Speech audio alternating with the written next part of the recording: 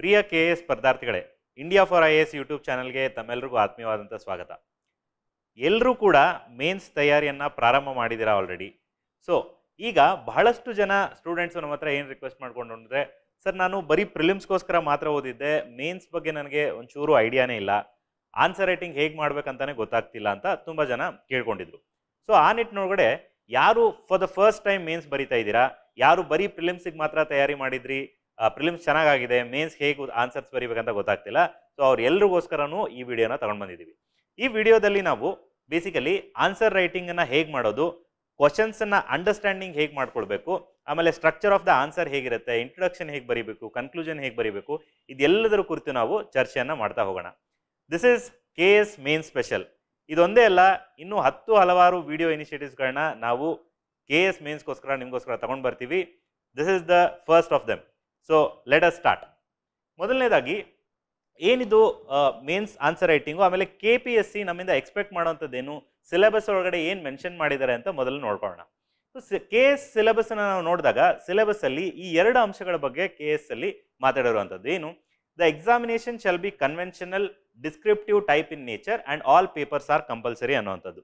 ಅದ್ರ ಜೊತೆಗೆ ಇನ್ನೂ ಒಂದು ಅಂಶದ ಬಗ್ಗೆ ಏನು ಹೇಳ್ತಾರೆ ಅಂದರೆ, ಸೊ ಇಲ್ಲಿ the standard of the mains examination except paper 1 Kannada and paper 2 ಇಂಗ್ಲೀಷನ್ನು ಹೊರತುಪಡಿಸಿ shall be of the degree level ಅಂತ ಹೇಳ್ತಾರೆ.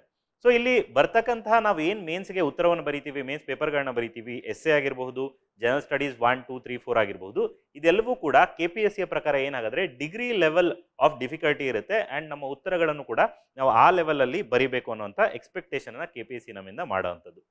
ಸೊ ಹಾಗಾದರೆ ಫಸ್ಟ್ ನಾವು ಏನು ತಿಳ್ಕೊಳ್ಬೇಕು ಈ ಮೇನ್ಸ್ ಆನ್ಸರ್ ರೈಟಿಂಗಲ್ಲಿ ಅಂತ ನೋಡೋಣ. ಅದಕ್ಕೂ ಮುಂಚೆ ಇವಾಗ ಬಹಳಷ್ಟು ಜನಕ್ಕೆ ತುಂಬ ಬೇಸಿಕ್ ಕ್ವಶನ್ಸ್ಗಳು ಇರುತ್ತೆ. ಉದಾಹರಣೆಗೆ ಏನಂತಂದರೆ, ನಾನು ಪ್ರತಿದಿನ ಆನ್ಸರ್ಸ್ಗಳನ್ನ ಬರೀಬೇಕಾ, ಸರ್ ನಾನು ಆನ್ಸರ್ಸ್ ಬರೆದ್ರೂ ಬೆಸ್ಟ್ ಆನ್ಸರ್ ಬರೀಲಿಕ್ಕೆ ನನ್ನ ಕಡೆಯಿಂದ ಆಗ್ತಾ ಇಲ್ಲ ಅಂತ. ಸೊ ಅದ್ರ ಬಗ್ಗೆ ನಾನು ಒಂದು ಫಸ್ಟ್ ಅಡ್ರೆಸ್ ಮಾಡ್ತೀನಿ. So do I need to write answers every day ಅನ್ನೋ ಕ್ವಶನ್. ಸೊ ಪ್ರತಿದಿನ ನಾನು ಉತ್ತರಗಳನ್ನ ಬರೀಬೇಕಂದ್ರೆ ಇದಕ್ಕೆ ಆನ್ಸರ್ ವೇರಿ ಆಗುತ್ತೆ ಅಕಾರ್ಡಿಂಗ್ ಟು ನಿಮ್ಮ ಪ್ರಿಪ್ರೇಷನ್ ಲೆವೆಲ್ ಎಲ್ಲಿದೆ ಅನ್ನೋದ್ರ ಮೇಲೆ. ಈಗ ಬಹಳಷ್ಟು ಜನ ಏನಂತಂದರೆ ಆಲ್ರೆಡಿ KS ಮೇನ್ಸನ್ನು ಬರೆದಿರ್ತಾರೆ, KS ಮೇನ್ಸ್ ಒಂದ್ಸಲಿ ಆಲ್ರೆಡಿ ಕೊಟ್ಟಿರ್ತಾರೆ ಬಟ್ ಕ್ಲಿಯರ್ ಆಗಿರಲ್ಲ. ಸೊ ಮಲ್ಟಿಪಲ್ ಟೈಮ್ಸ್ UPSC ಮೇನ್ಸ್ಗಳನ್ನ ಬರೆದಿರ್ತಾರೆ. ಸೊ ಅಂಥವ್ರಿಗೆ ಏನಂತಂದರೆ they already have one idea mains answer writing ಅಂದರೆ ಹೇಗಿರುತ್ತೆ, ಸೊ ಅದನ್ನು ಹೇಗೆ ಆನ್ಸರ್ಗಳನ್ನ ಸ್ಟ್ರಕ್ಚರ್ ಹೇಗೆ ಮಾಡಬೇಕು, ವಿದಿನ್ ದ ಟೈಮ್ ಲಿಮಿಟ್ ನಾವು ಹೇಗೆ ಬರೀಬೇಕು ಅನ್ನೋದು ಅವ್ರಿಗೆಲ್ಲ ತುಂಬ ಒಳ್ಳೆಯ ಐಡಿಯಾ ಇರುತ್ತೆ. ಆದರೆ ಇನ್ನೂ ಒಂದು ಸೆಟ್ ಆಫ್ ಸ್ಟೂಡೆಂಟ್ಸ್ ಏನಂತಂದರೆ ಮೇನ್ಸ್ ಬಗ್ಗೆ ತುಂಬ ಐಡಿಯಾ ಇರಲ್ಲ, ಆನ್ಸರ್ ರೈಟಿಂಗ್ ಮಾಡಿರಲ್ಲ ಇದುವರೆಗೂ. ಅಂಥವ್ರಿಗೆ it is better that every day ನೀವು ಒಂದು ಆನ್ಸರ್ ಬರೆಯೋದು is a good thing. So ಈಗ ಎವ್ರಿ ಡೇ ಆನ್ಸರ್ಗೋಸ್ಕರನೇ ನಾವೊಂದು ಫ್ರೀ ಇನಿಷಿಯೇಟಿವ್ ಆಲ್ರೆಡಿ ಲಾಂಚ್ ಮಾಡಿದ್ದೀವಿ ಆ್ಯಂಡ್ ಪ್ರತಿದಿನ ಅದರ ಕ್ವಶನ್ಸ್ಗಳನ್ನು ಟೆಲಿಗ್ರಾಮ್ ಚಾನಲಲ್ಲಿ ಹಾಕ್ತೀವಿ, ಅದರ ನೆಕ್ಸ್ಟ್ ಡೇ ಸಿನಾಪ್ಸಿಸ್ಗಳನ್ನು ಟೆಲಿಗ್ರಾಮ್ ಚಾನಲಲ್ಲಿ ಹಾಕ್ತೀವಿ. I hope you all are practising that. So ಯಾರು ತುಂಬ ಬೇಸಿಕ್ ಲೆವೆಲಲ್ಲಿ ಇದ್ದೀರಾ, ನೀವು ಎವ್ರಿ ಡೇ ಕ್ವಶನ್ ಆನ್ಸರ್ಸ್ಗಳನ್ನು ಬರೆಯೋದು ಡೆಫಿನೆಟ್ಲಿ ನಿಮಗೆ ಹೆಲ್ಪ್ ಆಗೇ ಆಗುತ್ತೆ. ಸೊ ಸೆಕೆಂಡ್, ಹಾಗಾದರೆ ತುಂಬ ಜನ ಸ್ಟೂಡೆಂಟ್ಸ್ ಏನು ಥಿಂಕ್ ಮಾಡ್ತಿರ್ತಾರೆ, ಸರ್ ನಾನು ಆನ್ಸರ್ ಬರೀತಾ ಇದ್ದೀನಿ ಆದರೆ I am not able to write the best answers ಅಂತ. ಪ್ಲೀಸ್ ಅಂಡರ್ಸ್ಟ್ಯಾಂಡ್, ಏನಂತಂದರೆ ಯಾರೂ ಕೂಡ ಮೊದಲನೇ ಬಾರಿಗೇನೆ ಒಂದು ವಾರದಲ್ಲಿ ಎಕ್ಸ್ಪರ್ಟ್ಸ್ ಆಗಲಿಕ್ಕೆ ಸಾಧ್ಯ ಇಲ್ಲ. ಆಮೇಲೆ answer writing is a skill. So ನೀವು ಈ ಸ್ಕಿಲ್ಲನ್ನು ಎನ್ಹ್ಯಾನ್ಸ್ ಮಾಡ್ಕೊಳ್ಬೇಕು, ಈ ಸ್ಕಿಲ್ ಡೆವಲಪ್ ಮಾಡ್ಕೊಳ್ಬೇಕು ಅಂತಂದರೆ it will take some time. So ನೀವು ಪ್ರತಿನಿತ್ಯ ಆನ್ಸರ್ಸ್ಗಳನ್ನು ಬರೆದು ಅದನ್ನು ಇವ್ಯಾಲ್ಯೂಯೇಟ್ ಮಾಡಿಕೊಂಡು ಆಮೇಲೆ ಅದರಲ್ಲಿ ನಿಮ್ಮದು ಎಲ್ಲಿ ವೀಕ್ನೆಸಸ್ ಇದೆ ಅಂತ ನೀವು ತಿಳ್ಕೊಂಡು ಆ ಸ್ಕಿಲ್ಲನ್ನು ಎನ್ಹ್ಯಾನ್ಸ್ ಮಾಡ್ಕೊಳ್ಳೋದಕ್ಕೆ ಸ್ವಲ್ಪ ಟೈಮ್ ತಗೊಳುತ್ತೆ. Nobody can write best answers in the first few days. ಇದನ್ನು ದಯವಿಟ್ಟು ಅರ್ಥ ಮಾಡ್ಕೊಳ್ಳಿ. ಬಟ್ ನೀವು ಕನ್ಸಿಸ್ಟೆಂಟ್ ಆಗಿ ಆನ್ಸರ್ ಬರೀತಾ ಹೋದರೆ ಐ ಆಮ್ ಅಶ್ಯೂರಿಂಗ್ ದ್ಯಾಟ್ 100% ನೀವೇನಂದರೆ over the period of time you will write the best answers. Okay, so next ಹಾಗಾದರೆ ಆನ್ಸರ್ ರೈಟಿಂಗ್ ಬರೀಬೇಕಾದ್ರೆ ಆಬ್ಜೆಕ್ಟಿವಿಟಿ, ನ್ಯೂಟ್ರಾಲಿಟಿ ಏನಿರಬೇಕು ಅದ್ರ ಬಗ್ಗೆ ಎಲ್ಲ ಮುಂದೆ ಚರ್ಚೆ ಮಾಡ್ತಾ ಹೋಗೋಣ.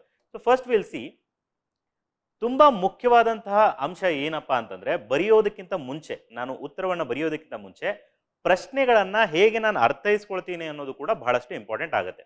ನಾವು ಆನ್ಸರ್ಸ್ ಇವ್ಯಾಲ್ಯೂಯೇಟ್ ಮಾಡಬೇಕಾದ್ರೆ ತುಂಬ ಜನ ಸ್ಟೂಡೆಂಟ್ಸ್ ಆನ್ಸರ್ ಕಾಪೀಸನ್ನು ನೋಡಿದಾಗ ಕ್ವಶನ್ನ ಡಿಮಾಂಡೇ ಏನೋ ಒಂದಿರುತ್ತೆ, ಇವ್ರು ಬರೆದಿರ್ತಕ್ಕಂಥ ಉತ್ತರನೇ ಬೇರೆ ಇರುವಂಥದ್ದು.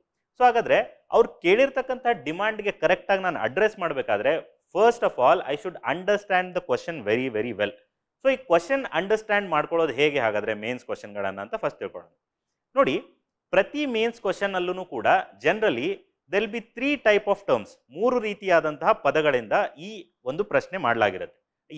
ಯಾವ 3 ಟರ್ಮ್ಸ್ ಅಂತ ನಾವು ನೋಡಿದ್ರೆ, one we call it as content term, then limiting term and directive terms ಅಂತ ಕರಿತೀವಿ ನಾವು.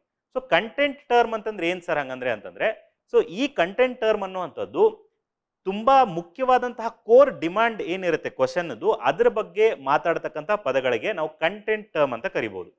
ಇನ್ನು ಲಿಮಿಟಿಂಗ್ ಟರ್ಮ್ ಅಂದ್ರೆ ಏನ್ ಸರ್ ಅಂತ ಕೇಳಿದ್ರೆ, ಲಿಮಿಟಿಂಗ್ ಟರ್ಮ್ ಅಂತಂದ್ರೆ ಇವಾಗ ಒಂದು ಪ್ರಶ್ನೆಯನ್ನು ಅವ್ರು ಕೇಳಿದಾಗ ಒಂದು ಆಯಾಮದೊಳಗಡೆ ನಿಮ್ಮ ಥಿಂಕಿಂಗ್ ಅನ್ನ ನೀವು ರೆಸ್ಟ್ರಿಕ್ಟ್ ಮಾಡ್ಕೊಳ್ಬೇಕು. ಆ ಆಯಾಮದೊಳಗಡೆ ನೀವು ಚಿಂತನೆ ಮಾಡಿ ಉತ್ತರಗಳನ್ನ ಬರೀಬೇಕಾಗತ್ತೆ. ಸೊ ಒಂದು ಆಯಾಮವನ್ನ ಕ್ರಿಯೇಟ್ ಕೊಡ್ತಕ್ಕಂಥ ಪದಗಳಿಗೆ ಏನಂತ ಕರಿತೀವಿ ನಾವು ಲಿಮಿಟಿಂಗ್ ಟರ್ಮ್ಸ್ ಅಂತ ಕರಿತೀವಿ. ಅಂಡ್ ಇನ್ ಲಾಸ್ಟ್ಗೆ ಡೈರೆಕ್ಟಿವ್ ಟರ್ಮ್ಸ್ ಅಂತಂದ್ರೆ ಏನು ಅಂದ್ರೆ, ಈಗ ವಿಷಯ ಸೂಚಿ ಪದಗಳು ಡೈರೆಕ್ಟಿವ್ ಟರ್ಮ್ಸ್ ಅಂತಂದ್ರೆ ಇವಾಗ ನೀವು ಕ್ವಶನ್ ಅನ್ನ ಎಂಡ್ ಅಲ್ಲಿ ನೋಡಿರ್ತೀರ, ಎಕ್ಸ್ಪ್ಲೇನ್, ಎಲುಸಿಡೇಟ್, ಅನಲೈಸ್, ಕ್ರಿಟಿಕಲಿ ಅನಲೈಸ್, ಈ ರೀತಿಯಾದಂಥ ಪದಗಳಿಗೆ ನಾವು ಡೈರೆಕ್ಟಿವ್ ಟರ್ಮ್ಸ್ ಅಂತ ಕರಿತೀವಿ. ಈ ಡೈರೆಕ್ಟಿವ್ ಟರ್ಮ್ಸ್ ನಿಮಗೆ ಏನು ಹೇಳುತ್ತೆ ಅಂದ್ರೆ, ಆ ಪ್ರಶ್ನೆಯಲ್ಲಿ ನೀವು ಯಾವ ರೀತಿಯಾದಂತಹ ಉತ್ತರವನ್ನು ಬರೀಬೇಕು ಅನ್ನೋದನ್ನ ಹೇಳೋದೇನೆ ಈ ಡೈರೆಕ್ಟಿವ್ ಟರ್ಮ್ಸ್. ಒಂದು ಕ್ವಶನ್ ಕೇಸ್ ಮುಖ್ಯ ಪರೀಕ್ಷೆಯಲ್ಲಿ ಕೇಳಿರುವಂತಹ ಪ್ರಶ್ನೆಯನ್ನು ನೋಡಿ ಇದನ್ನ ಅರ್ಥ ಮಾಡ್ಕೊಳ್ಳೋಣ. ಸೊ ಇಲ್ಲಿ ಮೊದಲನೇ ಕ್ವಶನ್ ನೋಡಿ, the Mughal art and architecture under Akbar was a happy synthesis of Islamic and Hindu art tradition and elements, discuss ಅಂತ ಕ್ವಶನ್ ಕೇಳಿದ್ದಾರೆ. ಸೊ ಹಾಗಾದ್ರೆ ಇದರಲ್ಲಿ ನಾನು ಫಸ್ಟ್ ಅರ್ಥ ಏನ್ ಮಾಡ್ಕೊಳ್ಬೇಕು, ಇದರ ಕಂಟೆಂಟ್ ಟರ್ಮ್ ಯಾವ್ದು ಹಾಗಾದ್ರೆ Mughal art and architecture, that is the core demand of the question ಅನ್ನೋದನ್ನ ನೀವು ಫಸ್ಟ್ ಅರ್ಥ ಮಾಡ್ಕೋಬೇಕಾಗುತ್ತೆ. ಹಾಗಾದ್ರೆ ಲಿಮಿಟಿಂಗ್ ಟರ್ಮ್ ಏನು? ಈಗ ನಾನು ಜಸ್ಟ್ ಇಲ್ಲಿ ಏನಾದ್ರೂ ಮುಂದೆ ಅವರು synthesis of Islamic and Hindu art tradition ಅನ್ನ ಕೊಟ್ಟಿರ್ಲಿಲ್ಲ ಅಂದ್ರೆ ನಾನು ಮುಘಲ್ ಆರ್ಟ್ ಅಂಡ್ ಆರ್ಕಿಟೆಕ್ಚರ್ ಬಗ್ಗೆ ಏನೇ ಬರೆದ್ರು ಅದಕ್ಕೆ ಸರಿ ಆಗ್ತಾ ಇತ್ತು ಉತ್ತರಕ್ಕೆ. ಆದ್ರೆ ಇಲ್ಲಿ ಅವ್ರು ಕೇಳಿರುವಂತ ಅಂಶ ಏನಾಗಾದ್ರೆ, ಈ ಮುಘಲ್ ಆರ್ಟ್ ಮತ್ತೆ ಆರ್ಕಿಟೆಕ್ಚರ್ ಅನ್ನುವಂಥದ್ದು ಹೇಗೆ it is a synthesis of Islamic and Hindu art traditions.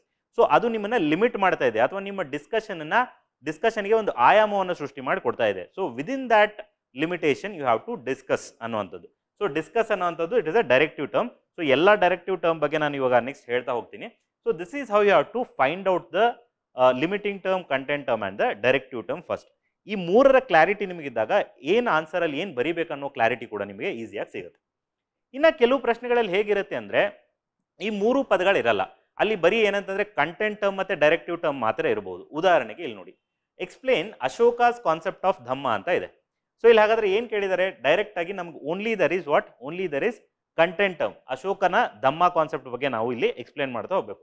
So explain is nothing but the directive term ಅಷ್ಟೇ. ಈಗ ಇನ್ನೊಂದು ಪ್ರಶ್ನೆ ನೋಡಿ, explain the process of urbanisation with special reference to India ಅಂತ. ಹಾಗಾದ್ರೆ ಇಲ್ಲಿ ಪ್ರೋಸೆಸ್ ಆಫ್ ಅರ್ಬನೈಸೇಷನ್ ಅನ್ನುವಂಥದ್ದೇನು, ಇದು core demand of the question which is nothing but the content terms. ಇದು ಕಂಟೆಂಟ್ ಟರ್ಮ್ಸ್ ಇವೆಲ್ಲ. ಸೊ ಹಾಗಾದ್ರೆ ಇಟ್ ಈಸ್ ಲಿಮಿಟಿಂಗ್ ಅಸ್, ಏನು ಇದನ್ನ ಸ್ಪೆಸಿಫಿಕ್ ಆಗಿ ನಾವು ಅರ್ಬನೈಸೇಷನ್ ಅನ್ನ ವಿತ್ ರೆಸ್ಪೆಕ್ಟ್ ಟು ಇಂಡಿಯಾ ಚರ್ಚೆ ಮಾಡಬೇಕಾಗಿದೆ. ಸೊ ಇದು ನಮ್ಮ ಲಿಮಿಟಿಂಗ್ ಟರ್ಮ್ ಆಗುತ್ತೆ. ಅಂಡ್ ಎಕ್ಸ್ಪ್ಲೇನ್ ಅನ್ನುವಂಥದ್ದು ಇಸ್ ಆರ್ ಡೈರೆಕ್ಟಿವ್ ಟರ್ಮ್ಸ್. ಈಗ ಕ್ವಶನ್ ಅನ್ನ ಹೇಗೆ ಅರ್ಥ ಮಾಡ್ಕೊಳ್ಬೇಕು ಅನ್ನೋದನ್ನ ನಾನು ಚರ್ಚೆ ಮಾಡಿದೆ. ಸೊ ಇದರಲ್ಲಿ ಮುಖ್ಯವಾಗಿ ಏನಂತಂದ್ರೆ, ಈ ಡೈರೆಕ್ಟಿವ್ ಟರ್ಮ್ಸ್ಗಳ ಬಗ್ಗೆ ನಾವು ಅರ್ಥ ಮಾಡ್ಕೊಳ್ಳೋದು ಬಹಳ ಮುಖ್ಯ ಆಗುತ್ತೆ. ಯಾಕಂತಂದ್ರೆ ಈ ಡೈರೆಕ್ಟಿವ್ ಟರ್ಮ್ ಡಿಸೈಡ್ ಮಾಡುತ್ತೆ ನಿಮ್ಮ ಉತ್ತರ ಯಾವ ರೀತಿ, ನೀವು ಅಂದ್ರೆ ಬಾಡಿ ಆಫ್ ದ ಆನ್ಸರ್ ಅಂತ ಏನ್ ಹೇಳ್ತೀವಿ ನಾವು. ಸೊ ಉತ್ತರ ಬರೆಯೋದ್ರಲ್ಲಿ ಮುಖ್ಯವಾದ ಭಾಗ ಏನಿರುತ್ತೆ ಅದನ್ನ ಯಾವ ರೀತಿ ಬರೀಬೇಕು ಅನ್ನೋದನ್ನ ಡಿಸೈಡ್ ಮಾಡುವಂಥದ್ದೇ ಈ ಡೈರೆಕ್ಟಿವ್ ಟರ್ಮ್ಸ್. ಹಾಗಾದ್ರೆ ಬೇರೆ ಬೇರೆ ಡೈರೆಕ್ಟಿವ್ ಟರ್ಮ್ಸ್ ಏನಿದಾವೆ ಅದರ ಮೀನಿಂಗ್ಗಳೇನು ಅಂತ ನೋಡ್ತಾ ಹೋಗೋಣ. ನೋಡಿ, ಮೊದಲನೇದಾಗಿ ಸಿಂಪಲ್ ಆಗಿ ಏನಂತಂದ್ರೆ ಈ ಡೈರೆಕ್ಟಿವ್ ಟರ್ಮ್ಸ್ ಗಳನ್ನ ಚರ್ಚೆ ಮಾಡ್ತಾ ಹೋಗ್ತೀನಿ. First one, it is comment or comment ಅಂತ ಕೊಟ್ಟಿರ್ತಾರೆ, ಅಥವಾ ವ್ಯಾಖ್ಯಾನಿಸಿ ಅಂತ ಕೊಟ್ಟಿರ್ತಾರೆ. ಸೊ ಕಮೆಂಟ್ ಅಥವಾ ವ್ಯಾಖ್ಯಾನ ಮಾಡುವಂಥದ್ದು ಅಂದ್ರೆ ಏನು ಅಂತಂದ್ರೆ, ಕಮೆಂಟ್ ಅಂತಂದ್ರೆ who will do that comment, you will do that comment ಅಂತ. So you have to give your stand or your view on the answer ಅನ್ನುವಂಥದ್ದು, ಆಯ್ತಾ. ಸೊ ಈಗ your stand or your view ಅಂತಂದ್ರೆ ನಿಮ್ಮ ಸ್ಟ್ಯಾಂಡ್ ನಿಮ್ಮ view ಕೊಟ್ಬಿಟ್ರೆ ಮುಗಿತಾ ಅಲ್ಲಿಗೆ ಇಲ್ಲ. ಆ ಸ್ಟ್ಯಾಂಡ್ ಏನ್ ತಗೊಳ್ತಾ ಇದ್ದೀರಾ, ನಿಮ್ಮ ವ್ಯೂಗಳನ್ನು ಏನ್ ಪ್ರೆಸೆಂಟ್ ಮಾಡ್ತಾ ಇದ್ದೀರಾ, ಅದಕ್ಕೆ ಒಂದು ವ್ಯಾಲಿಡ್ ರೀಸನ್ಸ್ ಗಳನ್ನ ನೀವು ಕೊಡಬೇಕಾಗತ್ತೆ. ಸೊ ವಿತ್ ವ್ಯಾಲಿಡ್ ರೀಸನ್ಸ್ ನಿಮ್ಮ ಒಪಿನಿಯನ್ ಏನು, ಅದ್ರ ಬಗ್ಗೆ ನಿಮ್ಮ ಸ್ಟ್ಯಾಂಡ್ ಏನು ಅನ್ನೋದನ್ನ ನೀವು ವಾದವನ್ನ ಮಂಡನೆ ಮಾಡಬೇಕು. So that is all about comment ಅಂತ ಅನ್ನೋದಕ್ಕೆ, ಅಥವಾ ವ್ಯಾಖ್ಯಾನಿಸಿ ಅಂತ. ಈಗ ಒಂದು ಕ್ವಶನ್ ಎಕ್ಸಾಂಪಲ್ ಹೇಳ್ತೀನಿ ನಾವು. The powers and functions of governor of Indian States resembles that of president of the union government, comment ಅಂತ ಕೊಟ್ಟಿದ್ದಾರೆ. ಅಂದ್ರೆ ಅವ್ರು ಏನ್ ಹೇಳ್ತಾ ಇದ್ದಾರೆ, ರಾಜ್ಯಗಳಲ್ಲಿ ಏನು ಗವರ್ನರ್ ಇರ್ತಾರೆ ಅದೇ ರೀತಿ ರಾಷ್ಟ್ರ ಮಟ್ಟದಲ್ಲಿ ಏನು ರಾಷ್ಟ್ರಪತಿಗಳಿರ್ತಾರೆ. ಸೊ ಅವ್ರ ಇಬ್ಬರ ಪವರ್ಸ್ ಗಳು ಏನಂತಂದ್ರೆ ಸಿಮಿಲರ್ ಆಗಿದೆಯಾ, ಆಯ್ತಾ. Resembles the powers resemble that of president. So ಗವರ್ನರ್ನ ಪವರ್ಗಳು ಪ್ರೆಸಿಡೆಂಟ್ ಪವರ್ಸ್ಗೆ ರಿಸೆಂಬಲ್ ಆಗುತ್ತಾ, ಸೊ ನಿಮ್ಮ ಅಭಿಪ್ರಾಯ ಏನು ಇದ್ರ ಬಗ್ಗೆ ಅಂತ ಕೇಳಿದ್ದಾರೆ ಅವರು. ಸೊ ನಿಮ್ಮ ಅಭಿಪ್ರಾಯವನ್ನು ನೀವು ಮಂಡನೆ ಮಾಡಬೇಕಾದ್ರೆ ಏನು ಬಳಕೆ ಮಾಡ್ತೀರಾ, ಹಾಗಾದ್ರೆ ಕಾನ್ಸ್ಟಿಟ್ಯೂಷನ್ ಇರತಕ್ಕಂಥ ಪ್ರೊವಿಷನ್ಸ್ಗಳನ್ನು ಬಳಕೆ ಮಾಡ್ತೀರಾ. ಸೊ ಯಾವ ರೀತಿ ಗವರ್ನರ್ ಪವರ್ಸ್ ಹೇಗಿದೆ ಮತ್ತೆ ಪ್ರೆಸಿಡೆಂಟ್ ಪವರ್ಸ್ ಹೇಗಿದೆ, it might be discretionary power, it might be military power, it might be power with respect to legislations etcetera, ಏನೇ ಆಗಿರಬಹುದು. ಸೊ ಈ ರೀಸನ್ಸ್ಗಳನ್ನು ಕೊಟ್ಟು ನಿಮ್ಮ ವ್ಯೂ ಅನ್ನ ನೀವು ಕೊಡುವಂಥದ್ದು. ಸೊ ನೆಕ್ಸ್ಟ್ ನೋಡಿ, ನೆಕ್ಸ್ಟ್ ಇಂಪಾರ್ಟೆಂಟ್ ಟರ್ಮ್ ಯಾವುದು ಅಂತಂದ್ರೆ ಡಿಸ್ಕಸ್ ಅಥವಾ ಚರ್ಚಿಸಿ ಅಂತ ಬಹಳ ಕಾಮನ್ ಆಗಿ KPSC ಕೇಳುವಂತಹ ಒಂದು ಡೈರೆಕ್ಟಿವ್ ಟರ್ಮ್. ಡಿಸ್ಕಷನ್ ಅಂತಂದ್ರೆ ಏನು? ಹಾಗಾದ್ರೆ ಚರ್ಚೆ ಅಂತಂದ್ರೆ ಏನು? ಚರ್ಚೆಯನ್ನು ಮಾಡಬೇಕಾದ್ರೆ ಒಬ್ಬ ವ್ಯಕ್ತಿನೇ ಚರ್ಚೆ ಮಾಡ್ಲಿಕ್ಕೆ ಸಾಧ್ಯ ಇದೆಯಾ? ಇಲ್ಲ. ಸೊ ಚರ್ಚೆ ಮಾಡಬೇಕಾದ್ರೆ at least there should be 2 persons ಅಂತ. ಸೊ 2 ಪರ್ಸನ್ಸ್ ಮೀನಿಂಗ್ ಏನಂತಂದ್ರೆ, ಈಗ ನೀವು ಏನು ನಿಮ್ಮ ವ್ಯೂನ ಕೊಡ್ತೀರಾ, ಇನ್ನೊಬ್ಬ ವ್ಯಕ್ತಿ ಅವನದೇ ಆದಂತಹ ಓನ್ ವ್ಯೂಗಳನ್ನು ಕೊಡ್ಬೋದು ಅಂತ. ಸೊ ಸಿಂಪಲ್ ಆಗಿ ನೆನ್ಪಿಟ್ಕೊಳ್ಳೋಕೆ ನಾನು ಈ ಎಕ್ಸಾಂಪಲ್ನ ಹೇಳಿದ್ದು. ಸೊ ಡಿಸ್ಕಸ್ ಅಥವಾ ಚರ್ಚಿಸಿ ಅಂತ ಹೇಳಿದಾಗ ಇಲ್ಲಿ 2 ಆಯಾಮಗಳ ಬಗ್ಗೆ ಮಾತಾಡಬೇಕು, ಫಾರ್ ಆ್ಯಂಡ್ ಅಗೇನ್ಸ್ಟ್, ಆಯ್ತಾ, pros and cons, advantages and disadvantages, ಈ ರೀತಿ 2 ಆಯಾಮಗಳನ್ನು ನಾವು ಉತ್ತರದಲ್ಲಿ ತಗೊಂಡು ಬರಬೇಕಾಗುತ್ತೆ. ಅದಕ್ಕೇನೆ ಡಿಸ್ಕಸ್ ಅಥವಾ ಚರ್ಚೆ ಅಂತ ಕರೆಯುವಂಥದ್ದು, ಆಯ್ತಾ. ಈಗ ಒಂದು ಕ್ವಶನ್ ಕೊಟ್ಟಿದ್ದಾರೆ ನೋಡಿ, the Constitution of India provides strong central government and weak states discuss ಅಂತ ಹೇಳಿದ್ದಾರೆ. ಸೊ ಈಗ ಹಂಗಂದ್ರೆ ಕೇಂದ್ರ ಸರ್ಕಾರ ತುಂಬಾ ಪವರ್ಫುಲ್ ಆಗಿದೆ, ಸ್ಟ್ರಾಂಗ್ ಆಗಿದೆ, ಮತ್ತೆ ರಾಜ್ಯ ಸರ್ಕಾರ ಅಷ್ಟೊಂದು ಪವರ್ಫುಲ್ ಇಲ್ಲ, ವೀಕ್ ಇದೆ ಅಂತ ಇಲ್ಲಿ ಕೊಟ್ಟಿದ್ದಾರೆ ಇವರು, ಅದನ್ನ ಚರ್ಚೆ ಮಾಡಿ ಅಂತ. ಈಗ ಸಂವಿಧಾನದಲ್ಲಿ ನಾವು ನೋಡ್ತಾ ಹೋದಂಗೆ ಕೆಲವು ಪ್ರೊವಿಷನ್ಸ್ಗಳು ಏನು ಹೇಳುತ್ತೆ ಅಂತಂದ್ರೆ, ಹೌದು ಕೇಂದ್ರ ಸರ್ಕಾರ ತುಂಬಾ ಸ್ಟ್ರಾಂಗ್ ಆಗಿದೆ ಅಂತ ಕೆಲವು ಪ್ರೊವಿಷನ್ಸ್ ಹೇಳುತ್ತೆ, ಆಮೇಲೆ ರಾಜ್ಯ ಸರ್ಕಾರ ವೀಕ್ ಆಗಿದೆ ಅಂತ ಕೆಲವು ಪ್ರೊವಿಷನ್ಸ್ಗಳು ಹೇಳಬಹುದು. ಅದೇ ರೀತಿ ಇನ್ನೂ ಕೆಲವು ಪ್ರೊವಿಷನ್ಸ್ಗಳನ್ನ ನಾವು ನೋಡಿದಾಗ ಇಲ್ಲ ಕೇಂದ್ರ ಸ್ಟ್ರಾಂಗ್ ಆಗಿಲ್ಲ, ಆಮೇಲೆ ರಾಜ್ಯಗಳು ವೀಕ್ ಆಗಿಲ್ಲ, 2 ಈಕ್ವಲ್ ಇದೆ ಅಂತ ಹೇಳುವಂಥ ಪ್ರೊವಿಷನ್ಸ್ಗಳು ಕೂಡ ಇದೆ. ಸೊ ಇಲ್ಲಿ ನೀವು ಚರ್ಚೆ ಮಾಡಬೇಕಾದ್ರೆ ಹಾಗಾದ್ರೆ ಕೆಲವು ಪ್ರೊವಿಷನ್ಸ್ಗಳನ್ನು ಬಳಕೆ ಮಾಡಿಕೊಂಡು ಫಾರ್ ಮಾತಾಡ್ತೀರಾ, ಇನ್ನು ಕೆಲವು ಪ್ರೊವಿಷನ್ಸ್ಗಳನ್ನ ಬಳಸ್ಕೊಂಡು ಅಗೇನ್ಸ್ಟ್ ಕೂಡ ಮಾತಾಡಬೇಕಾಗತ್ತೆ. ಈ ರೀತಿ ಡಿಸ್ಕಸ್ ಅಥವಾ ಚರ್ಚಿಸಿ ಅನ್ನೋದು ಇಂಪಾರ್ಟೆಂಟ್. ನೆಕ್ಸ್ಟ್ ಕೀವರ್ಡ್ ಯಾವುದಪ್ಪ ಅಂತಂದ್ರೆ ಡೈರೆಕ್ಟಿವ್ ಟರ್ಮ್ ಅನಲೈಸ್ ಅಥವಾ ವಿಶ್ಲೇಷಿಸಿ ಅಂತ ಇದೆ. ಸೊ ಇಲ್ಲಿ 2 ಥರ ಕೇಳ್ತಾರೆ, ಒಂದು ಅನಲೈಸ್ ಕೇಳ್ತಾರೆ, ಇನ್ನೊಂದು ಕ್ರಿಟಿಕಲಿ ಅನಲೈಸ್ ಅಂತ ಕೇಳ್ತಾರೆ. ಸೊ ಅದು 2 ಡಿಫ್ರೆನ್ಸ್ನು ನಾನು ಹೇಳ್ತೀನಿ. ಸೊ ಅನಲೈಸ್ ಅಂತಂದಾಗ ವಿಶ್ಲೇಷಣೆ ಮಾಡೋದಂತಂದಾಗ ಏನು? ಸೊ ವಿಶ್ಲೇಷಣೆ ಮಾಡಿ ಅಂತಂದಾಗ ಕೊಟ್ಟಿರ್ತಕ್ಕಂತಹ ಪ್ರಶ್ನೆಯಲ್ಲಿ ಇರುವಂತಹ ಕೀವರ್ಡ್ಸ್ಗಳೇನಿದಾವೆ ಆ ಕೀವರ್ಡ್ಗಳನ್ನು ಬ್ರೇಕ್ ಡೌನ್ ಮಾಡುವಂಥದ್ದು, ಆ ಪ್ರತ್ಯೇಕ ಪದಗಳನ್ನು ಕೀವರ್ಡ್ಗಳನ್ನು ಎತ್ಕೊಂಡು ಅದರ ಬಗ್ಗೆ ಚರ್ಚೆನ ಮಾಡುವಂಥದ್ದು, ಅದರ ಬಗ್ಗೆ ಎಕ್ಸ್ಪ್ಲೇಷನ್ ಕೊಡುವಂಥದ್ದು, ಆಯ್ತಾ. ಸೊ ಇದಕ್ಕೆ ನಾವೇನಂತ ಕರಿತೀವಿ? ಅನಲೈಸಿಸ್ ಅಂತ ಕರಿತೀವಿ, analysis. So breaking down the keywords and addressing the each word ಅಂತ. ಈಗ ಉದಾಹರಣೆಗೆ ನೋಡಿ, ಒಂದು ಪ್ರಶ್ನೆ ಈ ರೀತಿ ಇದೆ, is the defective system of Indian education on indicator of youth unrest analyse ಅಂತ ಕೇಳಿದ್ದಾರೆ. ಸೊ ಹಾಗಾದ್ರೆ ಇಲ್ಲಿ ಕೇಳ್ತಿರತಕ್ಕಂಥ ಪ್ರಶ್ನೆ ಏನಾಗಾದ್ರೆ, ಭಾರತದ ಎಜುಕೇಶನ್ ಸಿಸ್ಟಮ್ ಏನಿದೆ ಭಾರತದೊಳಗಡೆ ಅದು ಡಿಫೆಕ್ಟಿವ್ ಆಗಿದೆ ಅಂತ ಒಂದ್ ಕಡೆ ಹೇಳ್ತಾ ಇದ್ದಾರೆ. ಸೊ ಈ ಡಿಫೆಕ್ಟಿವ್ ಆಗಿರ್ತಕ್ಕಂತಹ ಎಜುಕೇಶನ್ ಸಿಸ್ಟಮ್ ಇಂದಾನೆ ಯೂತ್ ಅನ್ರೆಸ್ಟ್ ಆಗ್ತಾ ಇದೆಯಾ, ಇದನ್ನ ಅನಲೈಸ್ ಮಾಡಿ ಅಂತ. ಸೊ ಇದನ್ನ ನಾನು ಅನಲೈಸ್ ಮಾಡಬೇಕಾದ್ರೆ ನಾನು ಫಸ್ಟ್ ಇಂಡಿಯನ್ ಎಜುಕೇಶನ್ ಸಿಸ್ಟಮ್ ಬಗ್ಗೆ, ಅದರಲ್ಲಿ ಇರ್ತಕ್ಕಂಥ ಡಿಫೆಕ್ಟ್ಸ್ ಬಗ್ಗೆ ಮಾತಾಡಬೇಕು, ಹೇಗೆ ಈ ಡಿಫೆಕ್ಟ್ಸು ಯೂತ್ ಅನ್ರೆಸ್ಟಿಗೆ ಕಾರಣ ಆಗುತ್ತೆ ಅಂತ ಮಾತಾಡಬಹುದು.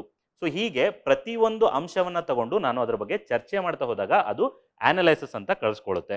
ಸೊ ಇಲ್ಲಿ ತುಂಬಾ ಕ್ರಿಟಿಕಲ್ ಆಗಿ ನಾವು ಏನು ಮಾಡಬೇಕಾಗುತ್ತೆ, ಪ್ರತಿಯೊಂದನ್ನು ಕೂಲಂಕುಷವಾಗಿ ನಾವು ಚರ್ಚಿಸಬೇಕಾಗುತ್ತೆ ಅನ್ನುವಂಥದ್ದು, ಆಯ್ತಾ. ಅದೇ ರೀತಿ ಇನ್ನೊಂದು ಕ್ವಶನ್ ಕೇಳಿದ್ದಾರೆ, critically analyse the discretionary powers of governor ಅಂತ. ಸೊ ಈಗ ಕ್ರಿಟಿಕಲಿ ಅನಲೈಸ್ಗೆ ಡಿಫ್ರೆನ್ಸ್ ಏನಂಗಂದ್ರೆ, ಕ್ರಿಟಿಕಲಿ ಅನಲೈಸ್ ಅಂತ ಹೇಳಿದಾಗ ಅಲ್ಲಿ ಒಂದು ವಿಷಯದ ಅನಲೈಸಿಸ್ ಆದಮೇಲೆ ಅದರ ನೆಗೆಟಿವ್ ಅನ್ನ ಕೂಡ ನಾವು ಇಲ್ಲಿ ಮಾತಾಡಬೇಕು, ಅದರ ಆಪೋಸಿಟ್ ವ್ಯೂ ಏನಿದೆ, ಆಯ್ತಾ.